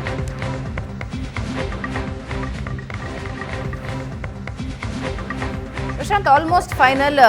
HDK ಕೂಡ ಈಗಾಗಲೇ ತಾವೇ ಘೋಷಣೆ ಮಾಡ್ಕೊಂಡ್ಬಿಟ್ರು, ಈ 3 ಕ್ಷೇತ್ರಗಳಲ್ಲಿ ನಾವು ನಿಂತ್ಕೊಳ್ತಾ ಇದ್ದೀವಿ ಅಂತ ಹೇಳಿ. ಅದೇ ಅಧಿಕೃತವಾಗಿ ಘೋಷಣೆ ಒಂದೇ ಬಾಕಿ ಇದೆ ನೋಡಿ. ಈಗ ಅಧಿಕೃತವಾಗಿ ಘೋಷಣೆ ನನಗನ್ಸುತ್ತೆ ಕುಮಾರಸ್ವಾಮಿ ಅವರು ಮೊನ್ನೆ ಏಕಪಕ್ಷೀಯವಾಗಿ ಘೋಷಣೆ ಮಾಡಿಬಿಟ್ರು. ಹೌದು, ಮಂಡ್ಯ, ಹಾಸನ ಮತ್ತು ಕೋಲಾರ JDSಗೆ ಅಂತಕ್ಕಂಥದ್ದನ್ನು ಅವರು ಆಮೇಲೆ ನಿನ್ನೆ ಬೆಳಿಗ್ಗೆ ಅದನ್ನು ಕೂಡ ಹೇಳಿದರು. ಅಲ್ಲಿ ಡೆಲ್ಲಿಯಲ್ಲಿ ಇನ್ನೊಂದು ಸ್ವಲ್ಪ ಏನೋ ಕನ್ಫ್ಯೂಷನ್ ಇದೆ ರೀ ಅಂತ. ಬಟ್ ತಾವು ಘೋಷಣೆ ಮಾಡಿದ್ರಿಂದ ಈಗೇನಾಯಿತು, ನಿನ್ನೆ BJP ಸಭೆಯಲ್ಲೂ ಕೂಡ ಇದು ವಿಸ್ತೃತ ಚರ್ಚೆ ಆಯಿತು. ಕೋಲಾರ ಕ್ಷೇತ್ರಕ್ಕೋಸ್ಕರ ಹಠ ಹಿಡಿದು ಜಗಳ ಆಡಿ ಮೈತ್ರಿಯನ್ನು ಕಡಿದುಕೊಳ್ಳುವ ಹಂತಕ್ಕೆ ಹೋಗಲಿಕ್ಕೆ BJP ಕೂಡ ತಯಾರಿಲ್ಲ. JDSಗೂ ಕೂಡ ಮೈತ್ರಿ ಮುರಿಯುವಂತಕ್ಕಂಥದ್ದು ಅನಿವಾರ್ಯತೆ ಇಲ್ಲ. ಹೀಗಿರುವಾಗ ಈಗ BJP ಹೈಕಮಾಂಡ್ನಲ್ಲಿ ಚರ್ಚೆ ಆದಾಗ 3 ಹೇಗೂ ಕೋಲಾರ ನಮಗೇನು ಭಾಳ ಫೇವರೇಬಲ್ ಇಲ್ಲ ಸರ್ವೆಗಳಲ್ಲಿ. ಆ ಕಾರಣದಿಂದ JDS ನಿಂತರೆ ಒಕ್ಕಲಿಗರ ಮತಗಳು JDSಗೆ ಸುಲಭವಾಗಿ ಬೀಳ್ತವೆ. ಆ ಕಾರಣದಿಂದ JDSಗೆ ಕೊಡಬೇಕು ಅಂತಕ್ಕಂಥ ತೀರ್ಮಾನ ಆಗಿದೆ. ಮಂಡ್ಯ, ಹಾಸನದ ಬಗ್ಗೆ ಕೂಡ ತೀರ್ಮಾನ ಆಗಿತ್ತು. ಒಂದು, ಯಾಕೆ ಕುಮಾರಸ್ವಾಮಿ ಸಿಟ್ಟಿಗೆದ್ದಿದ್ರು ಅನ್ನುವ ಭಾಳ, ಅಂದರೆ ನಾವು ಕೂಡ ಅದರ ಹಿಂದೆ ಯಾಕೆ ಸಿಟ್ಟಿಗೆದ್ರು ಅವತ್ತು ದಿಲ್ಲಿಯಿಂದ ಬಂದು ಅಂತಕ್ಕಂಥದ್ದು ನೋಡಿದಾಗ BJP ಹೈಕಮಾಂಡ್ ಕಡೆಯಿಂದ ಅಮಿತ್ ಶಾ ಅವರು ಇಲ್ಲ ನೀವು ನಿಖಿಲ್ ಕುಮಾರಸ್ವಾಮಿ ಅವರನ್ನು ಮತ್ತೆ ನಿಲ್ಲಿಸಿ, ಅದಕ್ಕೆ ನನಗನ್ಸುತ್ತೆ ಅದು ಸುಮಲತಾ ಕೂಡ ಅದರಲ್ಲೊಂದು ಕಾರಣ ಅಂತ ನನಗನ್ಸುತ್ತೆ. ಗೊತ್ತಿಲ್ಲ ನನಗೆ, ಅಂದರೆ I am not 100% sure. But ಏನಾಗಿದೆ, HD ಕುಮಾರಸ್ವಾಮಿ ನಿಂತರೆ ಸುಮಲತಾ ಬಂಡಾಯ ಹೇಳದೇ ಇರಬಹುದು ಅಂತಕ್ಕಂಥದ್ದು ಒಂದು ಪಾರ್ಟ್. ಆದರೆ ಅಲ್ಲಿ ನಿಖಿಲ್, ಇಲ್ಲಿ ಪ್ರಜ್ವಲ್ ಆದರೆ ಮತ್ತು ಈ ಕಡೆ ಡಾಕ್ಟರ್ ಮಂಜುನಾಥ್ ಅವರಿಗೆ BJP ಕೊಟ್ಟಿರುವಾಗ ಎಲ್ಲ ಮಕ್ಕಳಿಗೆ ಟಿಕೆಟ್ ಹೋಗುತ್ತೆ ಅಂತಕ್ಕಂಥ ಒಂದು ಚರ್ಚೆ ಕೂಡ ಶುರು ಆಗ್ಬೋದು ಅನ್ನುವ ಕಾರಣಕ್ಕೋಸ್ಕರ ನಿಖಿಲ್ ಬೇಡ ನೀವೇ ನಿಲ್ಲಿ ಅಂತಕ್ಕಂಥದ್ದನ್ನು ಅಮಿತ್ ಶಾ ಅವರು ಹೇಳಿದ್ರಿಂದ ಕುಮಾರಸ್ವಾಮಿ ಅಷ್ಟು ವ್ಯಗ್ರರಾಗಿದ್ದರು ಅಂತಕ್ಕಂಥದ್ದು ಬಿ ಜೆ ಪಿ ಮೂಲಗಳು ಹೇಳ್ತಾ ಇವೆ. ಈಗ ಅದನ್ನು ಜೆ ಡಿ ಎಸ್ ಮೂಲಗಳಿಂದಲೂ ನಾವು ವೆರಿಫೈ ಮಾಡಬೇಕು ಅದಕ್ಕೆ ಎಕ್ಸಾಕ್ಟ್ಲಿ ಏನಾಗಿತ್ತು ಅಂತಕ್ಕಂಥದ್ದು. ಬಟ್ ಜೆ ಡಿ ಎಸ್ನವರು ಕೂಡ ಎಲ್ಲೂ ಸ್ಪಷ್ಟವಾಗಿ ಅದನ್ನು ಹೇಳ್ತಾ ಇಲ್ಲ. ಕುಮಾರಸ್ವಾಮಿ ಕೂಡ ಮೊದಲು ನಿಖಿಲ್ ಮಂಡ್ಯದ ಸಭೆಗೆ ಹೋದಾಗ ಇಲ್ಲ ನಿಖಿಲ್ ನಿಲ್ತಾರೆ ಅಂತಕ್ಕಂಥದ್ದನ್ನು ಹೇಳಿದರು. ಏಕಾಏಕಿ ದಿಲ್ಲಿಯಿಂದ ಬಂದ ನಂತರ ನಾನೇ ನಿಲ್ತೀನಿ ಅಂತಕ್ಕಂಥ ಇಂಡಿಕೇಶನ್ಸನ್ನು ಕುಮಾರಸ್ವಾಮಿ ಕೊಡ್ತಾ ಇದ್ದಾರೆ. ಹೀಗಾಗಿ ಮಂಡ್ಯದಲ್ಲಿ ಬಹುತೇಕ ಎಚ್ ಡಿ ಕುಮಾರಸ್ವಾಮಿ ಅವರೇ ಚುನಾವಣೆಗೆ ನಿಲ್ತಾರೆ. ಆಗ ಸುಮಲತಾ ಏನು ಮಾಡ್ತಾರೆ ಅಂತಕ್ಕಂಥದ್ದು ಬಹಳ ಮುಖ್ಯ. ಅವರು ಇನ್ನೂ ದಿಲ್ಲಿಯಲ್ಲಿದ್ದಾರೆ ಸುಮಲತಾ ಅವರು. ಮಂಡ್ಯಕ್ಕೆ ಬಂದು ಮಂಡ್ಯದ ಕಾರ್ಯಕರ್ತರ ಜೊತೆ ಚರ್ಚಿಸಿ ಏನು ನಿರ್ಧಾರ. ಒಂದು, ಸುಮಲತಾ ಅವರಿಗೆ ಕಾಂಗ್ರೆಸ್ ಟಿಕೆಟ್ ಸಿಗಲ್ಲ ಅಂತಕ್ಕಂಥದ್ದು ಸ್ಪಷ್ಟ. ಮತ್ತು ಕುಮಾರಸ್ವಾಮಿ ನಿಂತು ಇನ್ನೊಂದು ಕಡೆ ಕಾಂಗ್ರೆಸ್ ಕ್ಯಾಂಡಿಡೇಟ್ ಇದ್ದಾಗ ಸುಮಲತಾ ಪಕ್ಷೇತರರಾಗಿ ನಿಲ್ತಾರಾ ಅಂತಕ್ಕಂಥದ್ದು ಪ್ರಶ್ನೆ. ಎರಡು ವಿಕಲ್ಪಗಳು ಸುಮಲತಾ ಬಳಿ ಇವೆ. ಕರೆಕ್ಟ್. ಒಂದು, ಇಲ್ಲ ಬಿ ಜೆ ಪಿ ಹೈಕಮಾಂಡ್ ಹೇಳಿದೆ ಮುಂದೆ ಅಕಾಮಿಡೇಟ್ ಮಾಡ್ತೀವಿ ಅನ್ನುವ ಕಾರಣಕ್ಕೋಸ್ಕರ ಕುಮಾರಸ್ವಾಮಿ ಅವರಿಗೆ ಬೆಂಬಲ ಕೊಡೋದು. ನಿಖಿಲ್ಗೆ ಬೆಂಬಲ ಕೊಡ್ಲಿಕ್ಕೆ ಸುಮಲತಾ ಅವ್ರಿಗೆ ಒಂದು ಸ್ವಲ್ಪ ಅಂದರೆ ನಿಖಿಲ್ ವಿರುದ್ಧ ಸ್ವಾಭಿಮಾನದ ಹೋರಾಟವನ್ನು ಮಾಡಿದವ್ರಿಗೆ ಮತ್ತು ನಿಖಿಲ್ ವಿರುದ್ಧ ನಿಖಿಲ್ ಪರವಾಗಿ ಕೆಲಸ ಮಾಡೋದು ಕಷ್ಟ ಆಗ್ತಿತ್ತು ಅಂತ ಅನಿಸುತ್ತೆ. ಕುಮಾರಸ್ವಾಮಿ ಪರವಾಗಿ ಸುಮಲತಾ ಕೆಲಸ ಮಾಡ್ತಾರೆ ಅಂತ ಅನ್ನಿಸ್ತಾ ಇಲ್ಲ. ಸುಮ್ಮನಾಗ್ಲಿಕ್ಕೆ ಅದೊಂದು ಕಾರಣ ಇರಬಹುದು. ಸುಮ್ಮನ ಇದ್ದರೆ ಗೊತ್ತಿಲ್ಲ ಸುಮಲತಾ ಮಂಡ್ಯಕ್ಕೆ ಬಂದು ಏನು ಮಾಡ್ತಾರೆ ಅಂತಕ್ಕಂಥದ್ದು. ಇಲ್ಲವಾದಲ್ಲಿ ಪಕ್ಷೇತರರಾಗಿ ಸ್ಪರ್ಧಿಸ್ತಕ್ಕಂಥ ಒಂದು ವಿಕಲ್ಪ ಇದ್ದೇ ಇದೆ. ಆದರೆ ಬಿ ಜೆ ಪಿ ರಾಷ್ಟ್ರೀಯ ನಾಯಕರು ಕೂಡ ಜೆ ಡಿ ಎಸ್ ಜೊತೆಗಿನ ಚರ್ಚೆಯಲ್ಲಿ ಸರ್ವೆಗಳು ಇವೆಲ್ಲವುಗಳನ್ನು ನೋಡಿದ ನಂತರ ಇಲ್ಲ ಮಂಡ್ಯದಲ್ಲಿ ಜೆ ಡಿ ಎಸ್ ನಿಲ್ಲಬೇಕು ಅಂತಕ್ಕಂಥ ತೀರ್ಮಾನಕ್ಕೆ ಬಂದಿದ್ದರು. ಹಾಸನ ಕೂಡ ಪ್ರಜ್ವಲ್ ರೇವಣ್ಣ ಅವರನ್ನು ಬದಲಾಯಿಸಿ ಅಂತಕ್ಕಂಥದ್ದನ್ನು ಬಿ ಜೆ ಪಿ ಹೈಕಮಾಂಡ್ ಕಡೆಯಿಂದ ಹೇಳಲಾಗಿತ್ತು. ಪ್ರಜ್ವಲ್ ರೇವಣ್ಣ ಬಗ್ಗೆ ರಿಪೋರ್ಟ್ಸ್ಗಳು ಸರಿ ಇಲ್ಲ, ಈ ಕಾರಣದಿಂದ ಬದಲಾಯಿಸಿ ಅಂತಕ್ಕಂಥದ್ದನ್ನು. ಆದರೆ ಜೆ ಡಿ ಎಸ್ ಹೇಳಿದೆ ನೀವು 3 ಸೀಟ್ ಬಿಟ್ಕೊಡ್ತಾ ಇದ್ರಿ, ಯಾರು ಕ್ಯಾಂಡಿಡೇಟ್ ಆಗಬೇಕು ಅನ್ನೋದನ್ನು ನಾವು ನಿರ್ಧಾರ ಮಾಡ್ತೀವಿ ಹೊರತು ನೀವು ನಿರ್ಧಾರ ಮಾಡೋಕ್ಕಾಗಲ್ಲ ಅನ್ನೋದನ್ನು ಕುಮಾರಸ್ವಾಮಿ ದಿಲ್ಲಿಯಲ್ಲಿ ಹೇಳಿ ಬಂದಿದ್ರು. ಅದೇ ಕಾರಣದಿಂದ ಅವರು ಪತ್ರಕರ್ತರನ್ನೆಲ್ಲ ಕರೆಸಿದ್ರು ಅಮಿತ್ ಶಾ ಮನೆ ಹೊರಗಡೆ ನಾನು ಬೈಟ್ ಕೊಡ್ತೀನಿ ಅಂತ. ಕೊಡದೆ ವಾಪಸ್ ಬೆಂಗಳೂರಿಗೆ ಬಂದರು. ಅದರ ಕಾರಣ ಬಿ ಜೆ ಪಿ ಅಭ್ಯರ್ಥಿಗಳ ಆಯ್ಕೆ, ಜೆ ಡಿ ಎಸ್ನ ಅಭ್ಯರ್ಥಿಗಳ ಆಯ್ಕೆಯಲ್ಲೂ ಕೂಡ ಬಿ ಜೆ ಪಿ ಸ್ವಲ್ಪ ಹಸ್ತಕ್ಷೇಪ ಮಾಡ್ತಾ ಇದೆ ಅನ್ನುವ ಬೇಸರ ಕುಮಾರಸ್ವಾಮಿ ಅವ್ರಿಗಿತ್ತು. ಆದರೆ ಬಿ ಜೆ ಪಿ ಹೇಳ್ತಾ ಇದೆ ಈಗ ಎಲ್ಲ ಕಡೆ ದೇವೇಗೌಡರ ಕುಟುಂಬದ ಕುಡಿಗಳೇ ನಿಂತ್ಕೊಂಡ್ರೆ ನಾವೇನು ಪ್ರಚಾರ ಮಾಡೋದು. ಸಿದ್ದರಾಮಯ್ಯನವರು ಕೂಡ ಅದನ್ನೇ ಹೇಳ್ತಾ ಹೋಗ್ತಾರೆ, ಪರಿವಾರವಾದ ಅಂತೀರಿ, ಇಲ್ಲಿ ಬಂದು ಎಲ್ಲ ಪರಿವಾರದವರೇ ನಿಲ್ತಿದ್ದಾರಲ್ಲ ಅಂತ ಅನ್ನುವ ಕಾರಣದಿಂದ ನೀವು ಚೇಂಜ್ ಮಾಡಿ ಅಂತಕ್ಕಂಥದ್ದನ್ನು B J P J D ಎಸ್ಗೆ ಹೇಳ್ತಾ ಇತ್ತು. ಜೆ ಡಿ ಎಸ್ ಮಂಡ್ಯದಲ್ಲಿ ಬಹುಶಃ ಒಪ್ಕೊಂಡಂತಿದೆ, ಹಾಸನದಲ್ಲಿ ಒಪ್ಕೊಳ್ತಾ ಇಲ್ಲ. ನೋಡಿ, ಹಾಸನದಲ್ಲಿ ಒಪ್ಕೊಂಡ್ರೆ there will be deep trouble in the family also, ನನ್ನ ಅಂದಾಜಿನ ಪ್ರಕಾರ. ಕೋಲಾರ ಮುನಿಸ್ವಾಮಿ ಅವರ ಟಿಕೆಟ್ ತಪ್ಪಿದೆ. ನನಗನ್ಸುತ್ತೆ ಮುನಿಸ್ವಾಮಿ ಒಂದು ರೀತಿಯ ನತದೃಷ್ಟ ಸಂಸದ. ಗೆದ್ದರೂ ಕೂಡ ಮುಂದೆ ಅವರಿಗೆ ಬಿ ಜೆ ಪಿಯಿಂದ ಟಿಕೆಟ್ ಸಿಗುವ ಅವಕಾಶ ಇಲ್ಲ. ಬಟ್ ಕಾಂಗ್ರೆಸ್ ಕೋಲಾರ ಪೆಂಡಿಂಗ್ ಇಟ್ಟಿದೆ, ಗೊತ್ತಿಲ್ಲ ಅದರದ್ದು ಇಂಡಿಕೇಶನ್ಸ್ ಏನು ಅಂತ. ನಿನ್ನೆಯ ಸಿ ಸಭೆಯಲ್ಲಿ ಕೋಲಾರ ಪೆಂಡಿಂಗ್ ಇದೆ, ಚಿಕ್ಕಬಳ್ಳಾಪುರ ಪೆಂಡಿಂಗ್ ಇದೆ, ಬಳ್ಳಾರಿ ಪೆಂಡಿಂಗ್ ಇದೆ. ಕಾಂಗ್ರೆಸ್ ಪಟ್ಟಿ ಬಗ್ಗೆ ಮಾತಾಡೋಣ, ಒಂದು ಚಿಕ್ಕ ಬ್ರೇಕ್ ತಗೋಣ. ಯಾಕೆ ಅಂತಕ್ಕಂಥದ್ದು ಬಿಜೆಪಿಯ ticket J D S ticket ಮೇಲೆ ಏನಾದರೂ ಅವಲಂಬಿತ ಆಗಿದೆ. ಎಸ್, ಕಾಂಗ್ರೆಸ್ ಟಿಕೆಟ್ ಘೋಷಣೆಗೆ ಕೌಂಟ್ ಡೌನ್ ಸ್ಟಾರ್ಟ್ ಆಗಿದೆ. ನಿನ್ನೆ ರಾತ್ರಿ ದೆಹಲಿಯಲ್ಲಿ ಕಾಂಗ್ರೆಸ್ ಟಿಕೆಟ್ ಮೀಟಿಂಗ್ ನಡೀತಾ ಇದ್ದು 17 ಕ್ಷೇತ್ರಗಳ ಹೆಸರು ಹೈಕಮಾಂಡ್ ಫೈನಲ್ ಮಾಡಿದೆ. ಇವತ್ತು ಸಂಜೆನೆ ಆ 17 ಹೆಸರುಗಳ ಘೋಷಣೆಯಾಗುತ್ತಾ?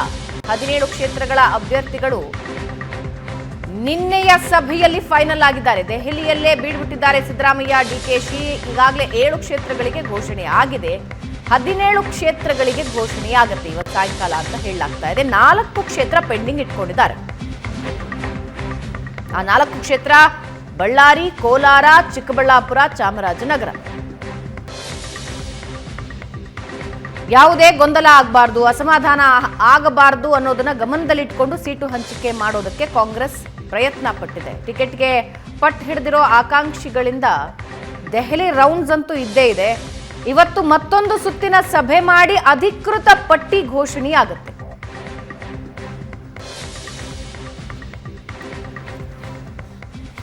ಇನ್ನು ಕಾಂಗ್ರೆಸ್ 2ನೇ ಪಟ್ಟಿ ಘೋಷಣೆಗೆ ಕ್ಷಣಗಣನೆಯಾಗಿದೆ. 2-3 ಕ್ಷೇತ್ರ ಬಿಟ್ಟು ಉಳಿದ ಕ್ಷೇತ್ರಗಳ ಬಗ್ಗೆ ಚರ್ಚೆಯಾಗಿದೆ ಅಂತ ಡಿಕೆಶಿ ಹೇಳಿದ್ದಾರೆ. ಮಾಡಿದೀವಿ, ಇನ್ನ ಸ್ವಲ್ಪ ಬೆಳಗ್ಗೆ ಮಾಡೋದಿದೆ. ಆಲ್ಮೋಸ್ಟ್ ಹೆಚ್ಚು ಕಮ್ಮಿ ಚರ್ಚೆ ಮಾಡಿದೀವಿ. ಹೈಕಮಾಂಡ್ ತೀರ್ಮಾನ ಮಾಡ್ತಾರೆ.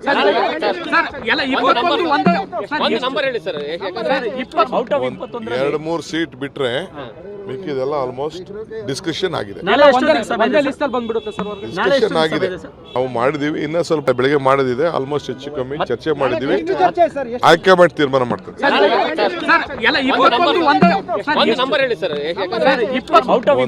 2-3 ಸೀಟ್ ಬಿಟ್ರೆ ಮಿಕ್ಕಿದೆಲ್ಲ ಆಲ್ಮೋಸ್ಟ್ ಡಿಸ್ಕಷನ್ ಆಗಿದೆ. ಡಿಸ್ಕಷನ್ ಆಗಿದೆ, ನಾವು ಮಾಡಿದೀವಿ. ಪ್ರಶಾಂತ್, 17 ಕ್ಷೇತ್ರಗಳ ಪಟ್ಟಿ ಇವತ್ತು ಫೈನಲ್ ಆಗುತ್ತೆ, ರಿಲೀಸ್ ಆಗುತ್ತೆ ಅಂತ ಹೇಳಲಾಗ್ತಾ ಇದೆ. ಆ ಲಿಸ್ಟ್ ನೋಡಿದ್ರೆ ಹೇಗೆ ಅನ್ನಿಸ್ತಿದೆ? ಭವನ, ನಿನ್ನೆ 21 ಕ್ಷೇತ್ರಗಳ ಬಗ್ಗೆ ಚರ್ಚೆ ನಡೆದಿದೆ. ಅದರಲ್ಲಿ 4 ಪೆಂಡಿಂಗ್ ಇಡಲಾಗಿದೆ. ಚಾಮರಾಜನಗರ ಸುನೀಲ್ ಬೋಸ್ ಹೆಸರನ್ನು ಕಳಿಸಲಾಗಿತ್ತು. ಹೈಕಮಾಂಡ್ ಸುನೀಲ್ ಬೋಸ್ ಹೆಸರನ್ನು ಫೈನಲ್ ಮಾಡಿಲ್ಲ. ಇಂಟ್ರೆಸ್ಟಿಂಗ್, ಮಾದೇವಪ್ಪನವ್ರನ್ನೇ ಕಣಕ್ಕೆ ಕಳಿಸ್ತಾರ ಅಥವಾ ಇನ್ನೂ ಬೇರೆ ಯಾರಾದರೂ ಕ್ಯಾಂಡಿಡೇಟ್ ಕೊಡ್ತಾರೆ. ಕೋಲಾರ ಫೈನಲ್ ಆಗಿಲ್ಲ. ನಾವು ಆಗಲೂ ಕೂಡ ಚರ್ಚೆ ಮಾಡಿದ್ವಿ. BJP ಅದನ್ನು JDSಗೆ ಬಿಟ್ಟು ಕೊಡ್ತಾ ಇರೋದ್ರಿಂದ ಕೋಲಾರಕ್ಕೆ ಯಾರು ಅಂತಕ್ಕಂಥದ್ದು ಫೈನಲ್ ಆಗಿಲ್ಲ. ಚಿಕ್ಕಬಳ್ಳಾಪುರಕ್ಕೊಂದು ಅಚ್ಚರಿಯ ಅಭ್ಯರ್ಥಿಯನ್ನು BJPಯಿಂದ ತಂದು ಕೊಡಬೇಕು ಅಂತಕ್ಕಂಥ ಒಂದು ಪ್ರಯತ್ನ ಕೂಡ ನಡೀತಾ ಇದೆ. ಸಿದ್ದರಾಮಯ್ಯ ರಕ್ಷಾರಾಮಯ್ಯ ಪರವಾಗಿ ಕೂಡ ಬ್ಯಾಟ್ ಬೀಸ್ತಾ ಇದ್ದಾರೆ. ಬಳ್ಳಾರಿ ಫೈನಲ್ ಆಗಿಲ್ಲ. ತುಕಾರಾಮ್ ಅವರಿಗೆ ನಿಂತ್ಕೊಳ್ಳಿ ಅಂತಕ್ಕಂಥದ್ದನ್ನು ಹೇಳಲಾಗ್ತಾ ಇತ್ತು, ಬಟ್ ಅವ್ರಿಗೆ ಮನಸ್ಸಿಲ್ಲ ಬಳ್ಳಾರಿ ಕ್ಷೇತ್ರದಿಂದ. ಕಾರಣದಿಂದ ಯಾರಿಗೆ ಟಿಕೆಟ್ ಅಂತಕ್ಕಂಥದ್ದು 4 ಕ್ಷೇತ್ರದಲ್ಲಿ ಪೆಂಡಿಂಗ್ ಇದೆ. ಉಳಿದದ್ದು ಒಂದೊಂದೇ ತೆಗೆದುಕೊಂಡ್ರೆ ಬಾಗಲಕೋಟೆ ಅಂತ ತೆಗೆದುಕೊಳ್ಳೋಣ. ಬಾಗಲಕೋಟೆಯಲ್ಲಿ ವೀಣಾ ಕಾಶ್ಯಪ್ನವ್ರಿಗೆ ಕೊಟ್ಟರೆ ಕಾಶ್ಯಪ್ನವರು ಇಳಕಲ್ ಬಿಟ್ಟು ಹೊರಗಡೆ ಪ್ರಭಾವ ಇಲ್ಲ ಅನ್ನೋದು ಕೂಡ ಒಂದು ಸಮಸ್ಯೆ. ಹೀಗಾಗಿ ಶಿವಾನಂದ ಪಾಟೀಲ್ರನ್ನು ಕರ್ಕೊಂಡು ಬಂದು ಅವರ ಮಗಳಿಗೆ ಸಂಯುಕ್ತ ಪಾಟೀಲ್ಗೆ ಟಿಕೆಟ್ ಕೊಡಬೇಕು ಅಂತಕ್ಕಂಥದ್ದು ಒಂದು ಹೊರಗಿನವ್ರು ಹೌದು. ಆದರೆ ಶಿವಾನಂದ ಪಾಟೀಲ್ರಿಗೆ ಚುನಾವಣೆ ಹೇಗೆ ಮಾಡೋದು? ಪಂಚಮಸಾಲಿ ಸಮುದಾಯದ ಬರ್ತಾರೆ. ಅವರ ಅನೇಕ ಮಾಮಗಳು, ಕಾಕಾಗಳು, ಬೀಗರು ಎಲ್ಲ ಬಾಗಲಕೋಟೆ ಜಿಲ್ಲೆಯಲ್ಲೇ ಇದ್ದಾರೆ. ಅವರು ತಿಕೋಟಾದವರಾದರೂ ಕೂಡ ಬಸವನ ಬಾಗೇವಾಡಿಯಲ್ಲಿ ಹೋಗಿ ಗೆದ್ದಿದ್ರು. ಅದೇ ರೀತಿ ಅವರು ಬಾಗಲಕೋಟೆಯನ್ನು ಗೆಲ್ಲಿಸ್ಕೊಡ್ಲಿ ಅಂತಕ್ಕಂಥ ಕಾರಣದಿಂದ ಸಂಯುಕ್ತ ಪಾಟೀಲ್ಗೆ ಟಿಕೆಟನ್ನು ಕೊಡಲಾಗಿದೆ. ಅಜಯ್ ಕುಮಾರ್ ಸರ್ನಾಯಕ್ ಮತ್ತು ವೀಣಾ ಕಾಶ್ಯಪ್ನವರ್ ಈ 2 ಹೆಸರುಗಳು ಆಗಿಲ್ಲ. ಚಿಕ್ಕೋಡಿಗೆ ಪ್ರಿಯಾಂಕ್ ಜಾರಕಿಹೊಳಿ, ಸತೀಶ್ ಜಾರಕಿಹೊಳಿ ಅವರ ಪುತ್ರಿ, ಅವ್ರಿಗೆ ಟಿಕೆಟ್ ಆಗಿದೆ. ಅಲ್ಲಿ ಏನಾಗುತ್ತೆ ಅಂತಕ್ಕಂಥದ್ದು ಒಂದು ಸ್ವಲ್ಪ ನೋಡ್ಬೇಕು. ಯಾಕಂದರೆ ಜಾರಕಿಹೊಳಿ ಕುಟುಂಬಕ್ಕೂ ಲಕ್ಷ್ಮಣ್ ಸವದಿ, ಕಾಗೆ ಅವ್ರಿಗೂ ಅಷ್ಟಕ್ಕಷ್ಟೇ. ಲಕ್ಷ್ಮಣ್ ಸವದಿ ಎಷ್ಟರ ಮಟ್ಟಿಗೆ ಕಾಂಗ್ರೆಸ್ ಕ್ಯಾಂಡಿಡೇಟನ್ನು ಬೆಂಬಲಿಸ್ತಾರೆ. ಅದಲ್ಲಿ ಒಂದು ಬೆಳಗಾವಿ ಜಿಲ್ಲೆಯಲ್ಲಿ ನಡೀತಾ ಇರೋದೇನು, ಲಿಂಗಾಯತ್ ಕನ್ಸಾಲ್ಟೇಷನ್ ಆಗುತ್ತೆ. ನಾನ್ ಲಿಂಗಾಯತ್ ಕನ್ಸಾಲ್ಟೇಷನ್ ಜಾರಕಿಹೊಳಿ ಪರವಾಗಿ ಆಗುತ್ತೆ. ಹೀಗಾಗಿ 2 ಕ್ಷೇತ್ರಗಳಲ್ಲಿ ಏನಾಗುತ್ತೆ ಅಂತಕ್ಕಂಥದ್ದು ನೋಡಬೇಕು. ಲಕ್ಷ್ಮೀ ಹೆಬ್ಬಾಳ್ಕರ್ ಪಟ್ಟು ಹಿಡಿದಿದ್ರು, ನನ್ನ ಮಗನಿಗೆ ಟಿಕೆಟ್ ಕೊಡೋದಾದರೆ ಸತೀಶ್ ಜಾರಕಿಹೊಳಿ ಮಗಳಿಗೂ ಕೊಡಿ, ಯಾಕಂದರೆ ಒಬ್ರಿಗೊಬ್ಬರು ಸಬುಟಾಜ್ ಮಾಡಲ್ಲ ಅನ್ನುವ ಕಾರಣದಿಂದ. ಬೆಳಗಾವಿಯಲ್ಲಿ ಲಕ್ಷ್ಮೀ ಹೆಬ್ಬಾಳ್ಕರ್ ಪುತ್ರ ಮೃಣಾಲ್ ತಾಯಿ ತುಂಬ ಯೋಚನೆ ಮಾಡ್ತಾಯಿದ್ರು. ಆದರೆ ಮಗ ಮೊದಲಿಂದಲೂ ಸ್ಪಷ್ಟವಾಗಿ ಹೇಳ್ತಾ ಇದ್ರು, ನಾನು ಚುನಾವಣೆಗೆ ನಿಲ್ಲೇಬೇಕು ಈ ಸಲ ಅಂತಕ್ಕಂಥದ್ದು. ಶೆಟ್ಟರ್ ಮತ್ತು ಮೃಣಾಲ್ ಹೆಂಗಿರುತ್ತೆ ಫೈಟ್ ಪ್ರಶಾಂತ್? ಫೈಟ್ ಆಗುತ್ತೆ. ಏನಾಗುತ್ತೆ ಅನ್ನೋದು ಈಗಲೇ ನಾವು ಹೇಳಲಿಕ್ಕೆ ಸಾಧ್ಯ ಇಲ್ಲ. ಹಿಂಗಿದ್ದೊಂದು ಮಾತಿದೆ, ಬೆಳಗಾವಿಯಲ್ಲಿ ಮರಾಠ ಸಮುದಾಯವನ್ನು ಸೆಳಿಬೇಕು ಅಂದರೆ ಹೋಗಿ ನಿಂತ್ಕೋಬೇಕು, ಒಂದು 4 ಮರಾಠಿ ಭಾಷೆ ಮಾತಾಡಬೇಕು ಅಂತ. ನ್ಯಾಚುರಲಿ 3 ಲಕ್ಷ ಮರಾಠಿ ಓಟ್ಗಳಿವೆ. ಸ್ವಲ್ಪ ಆದರೂ ನಿಮಗೆ ಅವ್ರ ಜೊತೆ ಕನೆಕ್ಟ್ ಮಾಡ್ತಕ್ಕಂಥ ಒಂದು. ಶೆಟ್ಟರ್ ಕನೆಕ್ಟ್ ಆಗ್ತಾರಾ? ಶೆಟ್ಟರ್ ಹೇಳ್ತಿದ್ದಾರೆ, ನಾನು ಜಿಲ್ಲಾ ಉಸ್ತುವಾರಿ ಸಚಿವನಿದ್ದೆ, ನಾನು ಇಷ್ಟು ವರ್ಷ ರಾಜಕಾರಣ ಮಾಡಿದ್ದೀನಿ, ನನ್ನ ಕನೆಕ್ಟ್ ಇದೆ ಅಂತಕ್ಕಂಥದ್ದು. Finally it has to be decided by voters, ಅಲ್ಲೇನಾಗುತ್ತೆ ಅಂತಕ್ಕಂಥದ್ದು. ಬಟ್ ನನಗನ್ಸುತ್ತೆ ನೋಡಿ, ಬಾಗಲಕೋಟೆ, ಚಿಕ್ಕೋಡಿ, ಬೆಳಗಾವಿ 3 ಫೈಟ್ ಆಗ್ತವೆ. 3 ಫೈಟ್ ಆಗುತ್ತೆ. BJPಗೆ ಸುಲಭವಾಗಿ ಗೆಲ್ತಕ್ಕಂಥ ಕ್ಷೇತ್ರಗಳಿವೆ, ಬಟ್ 3 ಫೈಟ್ ಆಗ್ತವೆ ಅಂತ ಕ್ಯಾಂಡಿಡೇಟ್ ನೋಡಿದಾಗ ಮೇಲ್ನೋಟಕ್ಕೆ ಅನ್ಸುತ್ತೆ. ಮಕ್ಕಳಿಗೆ ಟಿಕೆಟ್ ಕೊಟ್ಟು ಕಾಂಗ್ರೆಸ್ ಒಂದು ಹೊಸ ಪ್ರಯೋಗವನ್ನು ಕೂಡ ಅಲ್ಲಿ ಮಾಡ್ತಾ ಇದೆ. ಸಚಿವರ ಮಕ್ಕಳಿಗೆ ಟಿಕೆಟನ್ನು 4 ಸಚಿವರ ಮಕ್ಕಳಿಗೆ ಹೆಚ್ಚು ಕಡಿಮೆ ರಾಮಲಿಂಗಾರೆಡ್ಡಿ ಪುತ್ರಿಗೂ ಇಲ್ಲಿ ಕೊಡಲಾಗಿದೆ. ಅಲ್ಲಿ 3 ಮಕ್ಕಳಿಗೆ ಕೊಡಲಾಗಿದೆ. ಫೈಟ್ ಆಗತ್ತೆ. ಇನ್ನು ಧಾರವಾಡಕ್ಕೆ ಬಂದರೆ, ಧಾರವಾಡದಲ್ಲಿ ರಜತ್ ಉಳ್ಳಾಗಡ್ಡಿ ಮಠ ಹೆಸರಿತ್ತು, ಮೋಹನ್ ಲಿಂಬಿಕಾ ಇತ್ತು, ಡಾಕ್ಟರ್ ಮಹೇಶ್ ನಾಲ್ವಾಡ್ ಹೋಗಿ ಕೇಳ್ತಾರೆ ಅಂತಿತ್ತು. ಆದರೆ ಲಿಂಗಾಯತರಿಗೆ ಕೊಡದೆ ಕುರುಬರಿಗೆ ಕೊಡಬೇಕು ಅನ್ನುವ ಕಾರಣಕ್ಕೋಸ್ಕರ. ಯಾಕಂದರೆ ಉಳಿದ ಭಾಗಗಳಲ್ಲಿ ಈಗ 4 ಲಿಂಗಾಯತರಿದ್ದಾರೆ. ಎಲ್ಲೆಲ್ಲಿ? ಬಾಗಲಕೋಟೆ, ಚಿಕ್ಕೋಡಿ, ಬೆಳಗಾವಿ ಮತ್ತು ಹಾವೇರಿ, ಆನಂದಗಢ ದೇವರ ಮಠ. ಆ ಕಾರಣದಿಂದ ಒಂದು ಕುರುಬರಿಗೆ ಕೊಡಬೇಕು. ಒಂದು SC ಸೀಟ್ ಇದೆ, ಮೀಸಲು ಕ್ಷೇತ್ರ. ಅಲ್ಲಿ ಈಗಾಗಲೇ ರಾಜು ಅಲ್ಗೂರ್ ದಲಿತ ರೈಟ್ ಫೈನಲ್ ಮಾಡಲಾಗಿದೆ. ಕುರುಬ ಒಂದು ಕೊಟ್ಟರೆ ಕಾಂಗ್ರೆಸ್ಗೆ ಅನಿಸ್ತಾ ಇದೆ ತಮ್ಮ ವೋಟ್ ಬ್ಯಾಂಕ್ ಗಟ್ಟಿ ಆಗತ್ತೆ ಅಂತಕ್ಕಂಥದ್ದು. ದಲಿತ ರೈಟ್, ಕುರುಬ, ಮುಸ್ಲಿಂ ಇದ್ದೇ ಇದ್ದಾರೆ.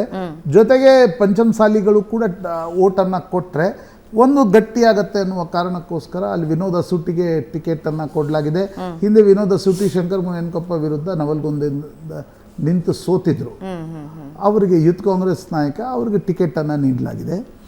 ಇನ್ನು ಕೊಪ್ಪಳಕ್ಕೆ ಬಂದರೆ ಹಿಟ್ನಾಳ್ ಫ್ಯಾಮಿಲಿಗೆ, ರಾಜಶೇಖರ್ ಹಿಟ್ನಾಳ್ ಅವರಿಗೆ ಟಿಕೆಟ್ ದೊರೆತಿದೆ. ಕಳೆದ ಬಾರಿ ಸೋತಿದ್ರು ಶಾಸಕರ ತಮ್ಮ. ಬಳ್ಳಾರಿ ಫೈನಲ್ ಆಗಿಲ್ಲ. ರಾಯಚೂರು ಕುಮಾರ್ ನಾಯ್ಕ್, ಮಾಜಿ IAS ಅಧಿಕಾರಿ, ಅಡಿಷನಲ್ ಚೀಫ್ ಸೆಕ್ರೆಟರಿ ಇದ್ರು, ಅವರ ಹೆಸರು ಫೈನಲ್ ಆಗಿದೆ. ಕಲಬುರಗಿಯಲ್ಲಿ ಮಲ್ಲಿಕಾರ್ಜುನ್ ಖರ್ಗೆ ಅವರ ಅಳಿಯ ರಾಧಾಕೃಷ್ಣ ಅವರ ಹೆಸರು ಫೈನಲ್ ಆಗಿದೆ. ರಾಧಾಕೃಷ್ಣ ತುಂಬ ವರ್ಷಗಳಿಂದ ಖರ್ಗೆ ಅವರ ಪೊಲಿಟಿಕಲ್ ಮ್ಯಾನೇಜರ್ ರೀತಿಯಲ್ಲಿ ಕೂಡ ಕೆಲಸ ಮಾಡ್ತಾ ಇದ್ರು.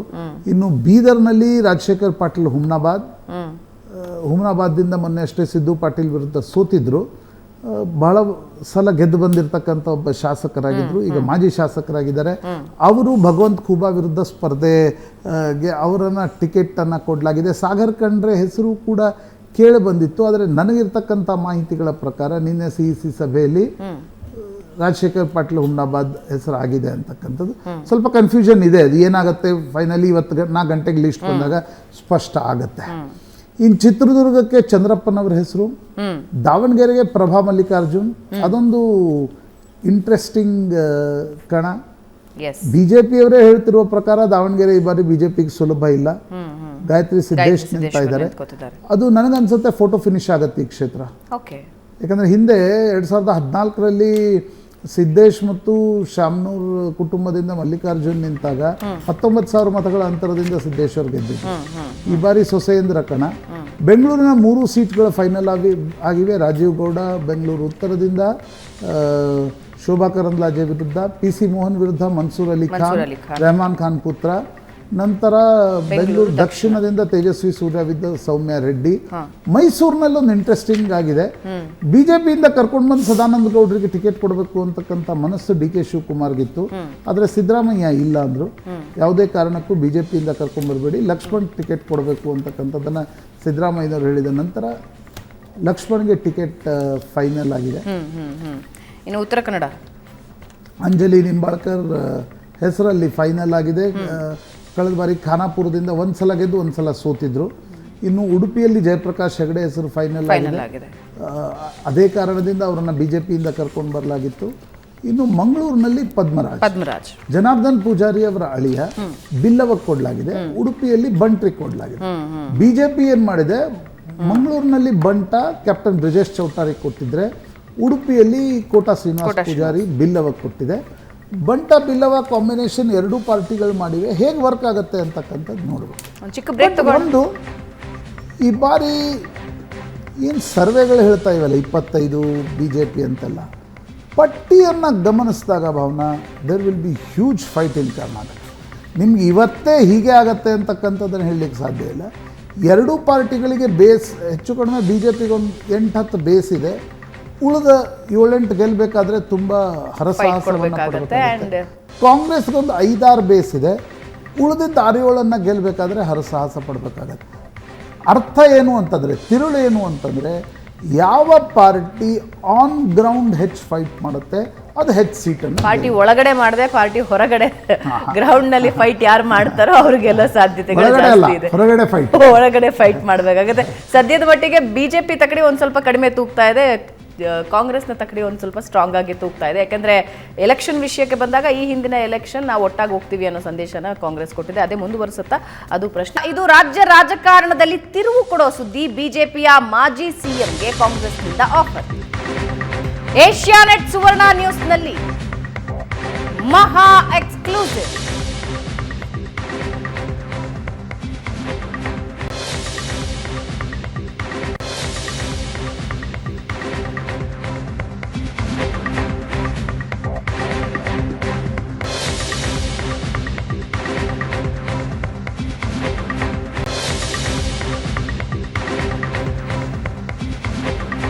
ಮಾಜಿ ಸಿಎಂ ಸದಾನಂದ ಗೌಡ ಬಿಜೆಪಿ ಬಿಡ್ತಾರಾ? ಬಿಜೆಪಿ ಬಿಟ್ಟು ಕಾಂಗ್ರೆಸ್ ಸೇರ್ತಾರಾ ಸದಾನಂದ ಗೌಡ ಕಾಂಗ್ರೆಸ್ ಸೇರಿದ್ರೆ ಆಫರ್ ರೆಡಿ ಆಗಿದೆಯಾ?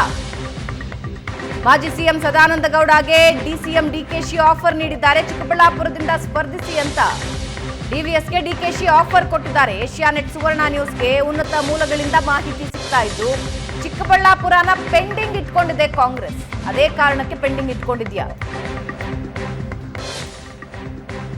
ಡಿಕೆ ಮಾತಿಗೆ ಡಿವಿಎಸ್ ಒಪ್ಪಿದ್ರೆ ಚಿಕ್ಕಬಳ್ಳಾಪುರ ಟಿಕೆಟ್ ಫೈನಲ್ ಆಗೋ ಸಾಧ್ಯತೆ ಇದೆಯಾ?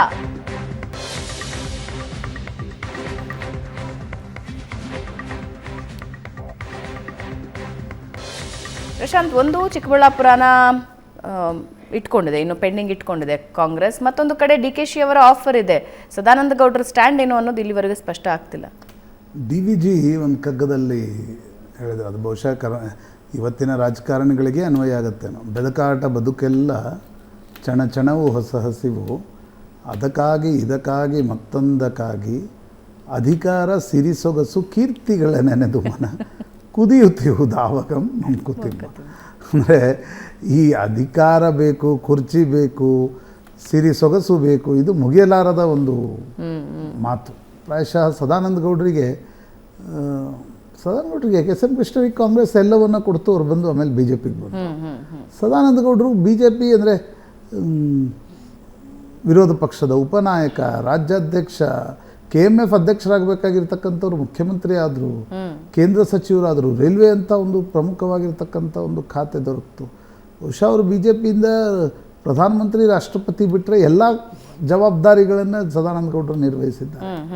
ಆದರೆ ಈಗ ಅವರು ಬೇಸರದಲ್ಲಿದ್ದಾರೆ, BJP ನನ್ನನ್ನು ಸೈಡ್ಲೈನ್ ಮಾಡ್ತಾ ಇದೆ ಅನ್ನುವ ಕಾರಣಕ್ಕೋಸ್ಕರ ಕಾಂಗ್ರೆಸ್ ಅವ್ರಿಗೆ ಆಫರ್ ಕೊಡ್ತಾ ಇದೆ. ಮೈಸೂರಿಗೆ DK ಶಿವಕುಮಾರ್ ಅವರನ್ನು ಕೇಳಿದರು, ಆದರೆ ಸಿದ್ದರಾಮಯ್ಯನವರು ಬೇಡ ಅಂದರು ಅನ್ನೋದು ಕಾಂಗ್ರೆಸ್ನಿಂದ ಬರ್ತಾ ಇರ್ತಕ್ಕಂಥ ಸುದ್ದಿ. ಈಗ ಚಿಕ್ಕಬಳ್ಳಾಪುರವನ್ನು DK ಶಿವಕುಮಾರ್ ಆಫರ್ ಮಾಡಿದ್ದಾರೆ. ಅಲ್ಲೂ ಕೂಡ ಸಿದ್ದರಾಮಯ್ಯನವರು ಒಂದು ಸ್ಟ್ರಾಂಗ್ ಕ್ಯಾಂಡಿಡೇಟ್ ರಕ್ಷಾರಾಮಯ್ಯ ಇದ್ದಾರೆ. ಅವರನ್ನು ಪಕ್ಕಕ್ಕಿಟ್ಟು ಸದಾನಂದ ಗೌಡರಿಗೆ ಟಿಕೆಟ್ ಕೊಡ್ತಾರಾ, ಅಥವಾ ಈ ಒಂದು ಆಫರನ್ನು ಇಟ್ಟು DK ಶಿವಕುಮಾರ್ ಒಂದು ತಂತ್ರಗಾರಿಕೆಯನ್ನು ಹೆಣಿತಾ ಇದ್ದಾರಾ ಅಂತಕ್ಕಂಥದ್ದನ್ನು ಕೂಡ ನೋಡಬೇಕಾಗತ್ತೆ. ಸದಾನಂದ ಗೌಡರು ನಿನ್ನೆ ಪತ್ರಿಕಾಗೋಷ್ಠಿ ಮಾಡೋರು ನೋಡಿ, BJPಯಲ್ಲೇ ಉಳ್ಕೊಳ್ಳೋರಾಗಿದ್ದರೆ ಹೊರಗಡೆ ಬಂದು ಅಸಮಾಧಾನವನ್ನು ವ್ಯಕ್ತಪಡಿಸಿ ನನಗೆ ಈ ಕಾರಣಕ್ಕೆ ಅಸಮಾಧಾನ ಇದೆ, ಇದು ಸರಿ ಮಾಡಿಲ್ಲ ಅಂತ ಹೇಳ್ಬೋದು. ಬಟ್ ಅವ್ರು ಕಾಯ್ತಾ ಇದ್ದಾರೆ ಅನ್ನೋದರ ಅರ್ಥನೇ ಕಾಂಗ್ರೆಸ್ನಿಂದ ಏನಾದರೂ ಸ್ಟ್ರಕ್ಚರ್ಡ್ ಆಫರ್ ಬರುತ್ತಾ, ಟಿಕೆಟನ್ನು ಘೋಷಣೆ ಮಾಡಲಾಗತ್ತಾ ಅನ್ನೋದನ್ನು ಸದಾನಂದ ಗೌಡರು ಕಾಯ್ತಾ ಇದ್ದಾರೋ ಅನ್ನೋದು ಮೇಲ್ನೋಟಕ್ಕೆ ಅನಿಸ್ತಾ ಇದೆ. ಮತ್ತು BJP ಮೂಲಗಳಿಗೂ ಕೂಡ ಸದಾನಂದ ಗೌಡರು ಇರ್ತಾರೋ ಇಲ್ವೋ ಅಂತಕ್ಕಂಥದ್ರ ಬಗ್ಗೆ ಸ್ಪಷ್ಟತೆ ಇಲ್ಲ. ಆದರೆ ನನಗೆ ಯಾರೋ ಹೇಳಿದರು ಸದಾನಂದ ಗೌಡರು ದ್ವಂದ್ವದಲ್ಲಿದ್ದಾರೆ, ಅವರ ಕುಟುಂಬ BJP ಬಿಟ್ಟು ನೀವು ಕಾಂಗ್ರೆಸ್ಗೆ ಹೋಗಬೇಡಿ ಅಂತಕ್ಕಂಥದ್ದನ್ನು ಹೇಳಿ. ನನ್ನ ಪ್ರಶ್ನೆ ಅದೇ ಆಗಿತ್ತು. ಐಡಿಯಾಲಜಿ ಮೇಲೆ ರಾಜಕಾರಣ ಮಾಡಿದವರು ಈಗ ಸಂಪೂರ್ಣವಾಗಿ ತಮ್ಮ ಐಡಿಯಾಲಜಿ ಬದಲಾವಣೆ ಶೆಟ್ಟರ್ ಅವರು ನಮ್ಮ ಎದುರುಗಡೆನೇ ಇದ್ದಾರೆ. ಹಿ ಕುಡ್ ನಾಟ್ ಬ್ರೀದ್. ಎಷ್ಟು ಬೇಗ ಹೋದ್ರೋ ಅಷ್ಟು ಬೇಗನೆ ವಾಪಸ್ ಬಂದ್ಕೊಂಡು ಅದು ಅನೇಕ ಕಾಂಗ್ರೆಸ್ಸಿಗರಿಗೂ ಕಾಂಗ್ರೆಸ್ಸಿಗರಿಗೂ ಕೂಡ ಅದು BJPಯಲ್ಲಾಗಿದೆ. ಫ್ರೆಶ್ ಎಕ್ಸಾಂಪಲ್ ಶೆಟ್ಟರ್ದೇ ಇದೆ. ಸದಾನಂದ ಗೌಡರು ಅಂತಹ ಡಿಸಿಷನ್ ತಗೊಳ್ತಾರೆ, ಯಾಕಂದ್ರೆ ಎದುರುಗಡೆ ಅವ್ರ ಎದುರುಗಡೆನೆ ಒಂದು ಉದಾಹರಣೆ ಇದೆ. ನೋಡಿ, ಪಾಲಿಟಿಕ್ಸ್ನಲ್ಲಿ ಸಿದ್ಧಾಂತ ಅಂತಕ್ಕಂಥದ್ದು ಅಂತಿಮವಾಗಿ ಯಾರು ಫಾಲೋ ಮಾಡ್ತಾರೋ ಅವ್ರಿಗೆ ಸಿದ್ಧಾಂತ ಇರುತ್ತೆ, ಯಾರು ಫಾಲೋ ಮಾಡಲ್ಲ ಇಲ್ಲಪ್ಪ ನಮ್ಗೆ ಆ ಕಡೆಯಿಂದ ಆಫರ್ ಇದೆ ಅಂತಕ್ಕಂಥ ಅವರೇ ಮೊನ್ನೆ ಹೇಳ್ಕೊಂಡು ಕಾಂಗ್ರೆಸ್ನಿಂದ ನನಗೊಂದು ಆಫರ್ ಇದೆ, ಚಿಕ್ಕಬಳ್ಳಾಪುರದಿಂದಿದೆ, ಮೈಸೂರಿನಿಂದಿದೆ, ಬೆಂಗಳೂರು ನಾರ್ತ್ ಇದ್ದಿದೆ ಅಂತಕ್ಕಂಥದ್ದು. ಬಟ್ ಕಾಂಗ್ರೆಸ್ ಬೆಂಗಳೂರು ಉತ್ತರಕ್ಕೆ ಕೊಡ್ಲಿಕ್ಕೆ ಹೋಗ್ತಾ ಇಲ್ಲ, ಮೈಸೂರಿಗೆ ಕೊಡಬೇಕು ಅಂತಿತ್ತು. ಬಟ್ ಸಿದ್ದರಾಮಯ್ಯನವರು ಸದಾನಂದ ಗೌಡರನ್ನು ಭೇಟಿಯಾಗಲಿಕ್ಕೂ ಒಪ್ಪಲಿಲ್ಲ ಅಂತಕ್ಕಂಥದ್ದನ್ನು ನಮಗೆ ಬಂದಿರತಕ್ಕಂಥ ಒಂದು ಮಾಹಿತಿ. ಚಿಕ್ಕಬಳ್ಳಾಪುರ ಒಂದು ಕೊನೆಯ ಆಪ್ಷನ್ ಸದಾನಂದ ಗೌಡರಿಗೆ ಕಾಂಗ್ರೆಸ್ ಇಟ್ಟಿದೆ. ಅದು ಎಷ್ಟರ ಮಟ್ಟಿಗೆ ವರ್ಕ್ ಆಗುತ್ತೆ, ಹೈಕಮಾಂಡ್ ಅದಕ್ಕೆ ಒಪ್ಪಿಗೆಯನ್ನು ಕೊಡಬೇಕಾಗತ್ತೆ, ಇವೆಲ್ಲ ಅಂಶಗಳು ಇವೆ. ಸದಾನಂದ ಗೌಡರು BJPಯಲ್ಲೇ ಉಳಿತಾರಾ, ಕಾಂಗ್ರೆಸ್ನಲ್ಲೇ ಹೋಗ್ತಾರಾ ಅಂತಕ್ಕಂಥದ್ದು ಒಂದು ಸ್ವಲ್ಪ ಇಂಟ್ರೆಸ್ಟಿಂಗ್ ಆಗಿದೆ ಅಂತ ಅನಿಸುತ್ತೆ. ಬಟ್ ಅವ್ರಿಗೆ BJPಯಲ್ಲಂತೂ ಇರುವ ಮನಸ್ಸಿಲ್ಲ, ಕಾಂಗ್ರೆಸ್ನಲ್ಲಿ ಏನು ಕೊಡದೆ ಯಾಕೆ ಹೋಗ್ತಾರೆ ಅಂತಕ್ಕಂಥ ಪ್ರಶ್ನೆ ಕೂಡ ಇರಬಹುದು. ಇನ್ನು ಒಂದೆರಡು ದಿನದಲ್ಲಿ ಮೇ ಬಿ ಫೈನಲಿ ಸದಾನಂದ ಗೌಡರು ಅಂತಿಮವಾಗಿ ಏನು ಗೊತ್ತಾ ಭಾವನಾ, ಈ ಸಿದ್ಧಾಂತಗಳೆಲ್ಲ ಕೆಳ ಹಂತದಲ್ಲಿ ಕೆಲಸ ಮಾಡುವಂಥ ಕಾರ್ಯಕರ್ತರಿಗೆ ಎಲ್ಲ ಪಾರ್ಟಿಗಳಲ್ಲಿ ಈ ನಾಯಕ ಅಂತ ಆದ ತಕ್ಷಣ ಅವ್ರಿಗೆ ಅಧಿಕಾರದಲ್ಲಿ ಇರೋದು ಮುಖ್ಯ ಆಗುತ್ತೆ. ಏನಕ್ಕೇನ ಪ್ರಕಾರೇಣ ಅಧಿಕಾರಗಳು ಬೇಕು. ಅದು ಬರೀ ಪಾಪ ಸದಾನಂದ ಗೌಡರಿಗೆ ಅಷ್ಟೇ ಯಾಕೆ ಅನ್ವಯ, ಎಲ್ಲರಿಗೂ ಅನ್ವಯ. ಈಶ್ವರಪ್ಪನವ್ರು ನೋಡಿ, ಕಳೆದ ಬಾರಿ ಅವರು ತುಂಬ ಸುಲಭವಾಗಿ 1 ನಿಮಿಷದಲ್ಲಿ ಪತ್ರ ಕೊಟ್ಬಿಟ್ರು. ಈ ಬಾರಿ ಅವರು ಮಗನಿಗೆ ಟಿಕೆಟ್ ಸಿಕ್ಕಿಲ್ಲ ಅಂದಾಕ್ಷಣ ಅವರು ಬಂಡಾಯ ಎದ್ದಿದ್ದಾರೆ. ಲೋಕಸಭೆ ಅಖಾಡದಲ್ಲಿ ದಿನಕ್ಕೊಂದು ರಣರೋಚಕ ಟ್ವಿಸ್ಟ್ ಸಿಗ್ತಾ ಇದೆ. INDIA ವರ್ಸಸ್ NDA ಮಹಾಸಮರದಲ್ಲಿ ಭಾರಿ ಬದಲಾವಣೆ ಆಗ್ತಾ ಇದೆ. INDIA ಕೂಟ ಹಣಿಯೋದಕ್ಕೆ ಮೋದಿ ಬಲ ಹೆಚ್ಚಾಗ್ತಾ ಇದೆ. NDA ಬಣದತ್ತ ಹಳೆ ಮಿತ್ರರು ಮುಖ ಮಾಡ್ತಾ ಇದ್ದಾರೆ. ಯಾರ್ಯಾರು ಅನ್ನೋದನ್ನ ನಮ್ಮ ಸ್ಕ್ರೀನ್ನಲ್ಲಿ ನೀವು ನೋಡ್ತಾ ಇದ್ದೀರಾ. ಪ್ರಶಾಂತ್, NDA ಮೈತ್ರಿಕೂಟದ ಬಲ ಅಂತಿಮ ಘಟ್ಟದಲ್ಲಿ ಜಾಸ್ತಿ ಆಗ್ತಾ ಇದೆ. ಯಾರ್ಯಾರು ಮುನಿಸ್ಕೊಂಡು ಹೋಗಿದ್ರು ಎಲ್ಲರೂ ವಾಪಸ್ ಬರ್ತಾ ಇದ್ದಾರೆ. ಮೌನ ನೋಡಿ, ಕಳೆದ ಬಾರಿ 37-38% ವೋಟ್ ಏನಿತ್ತು, ಈ ಬಾರಿ NDA ಬಲ ಆಗೋದ್ರೊಡನೆ ಅದು 43-44 ತಲುಪಬೇಕು ಅನ್ನುವ ವಿಚಾರದಿಂದ BJP ಇದನ್ನೆಲ್ಲ ಮಾಡ್ತಾ ಇದೆ ಅಂತ ಅನ್ಸುತ್ತೆ. ಮತ್ತು ಹೇಗಾದರೂ ಮಾಡಿ ಸೀಟ್ಗಳನ್ನು ಇನ್ನಷ್ಟು ಹೆಚ್ಚಿಸ್ಕೊಳ್ಬೇಕು, ಮ್ಯಾಕ್ಸಿಮೈಸ್ ಆಗಬೇಕು ಈ ಬಾರಿ ಅಂತಕ್ಕಂಥ ತೀರ್ಮಾನ. ಮಹಾರಾಷ್ಟ್ರದಲ್ಲಿ ನೋಡಿ, ರಾಜ್ ಠಾಕ್ರೆ ಇರಲಿಲ್ಲ, ಈಗ 4ನೇ ಪಕ್ಷವಾಗಿ ರಾಜ್ ಠಾಕ್ರೆ NDA ತೆಕ್ಕೆಗೆ ಸೇರ್ತಾರೆ. 1-2 ಸೀಟನ್ನು ಅವ್ರಿಗೆ ಬಿಟ್ಟುಕೊಡ್ಲಾಗತ್ತೆ ಅಂತಕ್ಕಂಥದ್ದನ್ನು ಹೇಳಲಾಗ್ತಾ ಇದೆ. ಯಾಕಂದರೆ ಉದ್ಧವ್ ಠಾಕ್ರೆ ಅವರ ಜನಪ್ರಿಯತೆ ಕೂಡ ಹೆಚ್ಚಾಗ್ತಾ ಇದೆ ಮಹಾರಾಷ್ಟ್ರದಲ್ಲಿ. ಸರ್ವೆಗಳಿಗೆ ಅರ್ಥ ಆಗದೇ ಇರೋ ಸಂಗತಿ ಅಂದರೆ ಯಾರು ಎಷ್ಟು BJP ಸೀಟ್ ಮ್ಯಾಕ್ಸಿಮೈಸ್ ಆಗ್ತಾ ಇವೆ, ಬಟ್ ಏಕನಾಥ್ ಶಿಂದೆ ಸೀಟ್ಗಳು ಹೆಚ್ಚಾಗ್ತಾ ಇಲ್ಲ. ಹೀಗಾಗಿ ರಾಜ್ ಠಾಕ್ರೆ ಅವ್ರನ್ನ ಕರ್ಕೊಂಡು ಬರ್ತಕ್ಕಂಥ ಪ್ರಯತ್ನವನ್ನು BJP ಮಾಡ್ತಾ ಇದೆ. ಇನ್ನೊಂದು ಕಡೆ ಪಂಜಾಬ್ನಲ್ಲಿ ಅಕಾಲಿ ದಳದ ಜೊತೆಗೆ ಮುರಿದು ಬಿದ್ದ ಮೈತ್ರಿಯನ್ನು ಮತ್ತೊಮ್ಮೆ ಮಾಡ್ತಕ್ಕಂಥ ಪ್ರಯತ್ನ ಭಾಳ ಲಾಭ ಆಗುತ್ತೆ ಅಂತಕ್ಕಂಥದ್ದಿಲ್ಲ, ಬಟ್ ಎಷ್ಟು ಸಾಧ್ಯ ಆಗುತ್ತೋ ಅಷ್ಟು ಇನ್ರೋಡ್ಸ್ ಮಾಡಬೇಕು ಪಂಜಾಬ್ನಲ್ಲಿ ಅಂತಕ್ಕಂಥ. ತಮಿಳುನಾಡಿನಲ್ಲಿ PK ರಾಮದಾಸ್ ಅವರ ಪಾರ್ಟಿ ಜೊತೆ, ಅದೊಂದು ಜಾತೀಯ ಪಾರ್ಟಿ, 3-4 ಜಿಲ್ಲೆಗಳಲ್ಲಿ ಅದರ ಪ್ರಭಾವ ಏನಿದೆ, PMK ಜೊತೆ ಮೈತ್ರಿಯನ್ನು ಮಾಡಿಕೊಂಡು ತಮಿಳುನಾಡಿನಲ್ಲೂ ಕೂಡ ಸೀಟ್ಗಳನ್ನು ಗೆಲ್ತಕ್ಕಂಥ ಪ್ರಯತ್ನವನ್ನು BJP ಮಾಡ್ತಿದೆ. ಹಿಂದೆ PMK ಕಾಂಗ್ರೆಸ್ ಜೊತೆಗಿತ್ತು, UPA ಪಾರ್ಟ್ನರ್ ಆಗಿತ್ತು, ನಂತರ ಈಗ ಮರಳಿ ಅದು NDAಗೆ ಬರ್ತಾ ಇದೆ. ನಿಶ್ಚಿತವಾಗಿ ಇದರ ಲಾಭ ಎಷ್ಟಾಗುತ್ತೆ ಅಂತಕ್ಕಂಥದ್ದು ನೋಡಬೇಕು. ಆದರೆ BJP ಕರ್ನಾಟಕದಲ್ಲಿ BJPಯ ಸ್ಟ್ರಾಟಜಿಗಳು ಭಾಳ ವಿಚಿತ್ರವಾಗಿವೆ. ಆದರೆ ಬೇರೆ ರಾಜ್ಯಗಳಲ್ಲಿ BJP ಸ್ಟ್ರಾಟಜಿಕಲ್ ಒಂದು ಡೆಪ್ತ್ ಒಡನೆ ಮಿತ್ರ ಪಕ್ಷಗಳನ್ನು ಜೊತೆಗೆ ತೆಗೆದುಕೊಳ್ತಕ್ಕಂಥ ಪ್ರಯತ್ನವನ್ನು. ಎಸ್, ಇದೇ ಸುದ್ದಿಯೊಂದಿಗೆ ಇವತ್ತಿನ ಚರ್ಚೆ ಮುಗಿಸೋಣ. ಪ್ರಶಾಂತ್, ಧನ್ಯವಾದ ಚರ್ಚೆಯಲ್ಲಿ ಭಾಗಿಯಾಗಿದ್ದಕ್ಕೆ. ವೀಕ್ಷಕರೇ, ಇದು ಇವತ್ತಿನ ನ್ಯೂಸ್ ಅವರ್ ಮಾರ್ನಿಂಗ್ ಎಡಿಷನ್. ನೇರ, ದಿಟ್ಟ, ನಿರಂತರ ಸುದ್ದಿಗಾಗಿ ನೋಡ್ತಾ ಇರಿ ಏಷ್ಯಾನೆಟ್ ಸುವರ್ಣ ನ್ಯೂಸ್.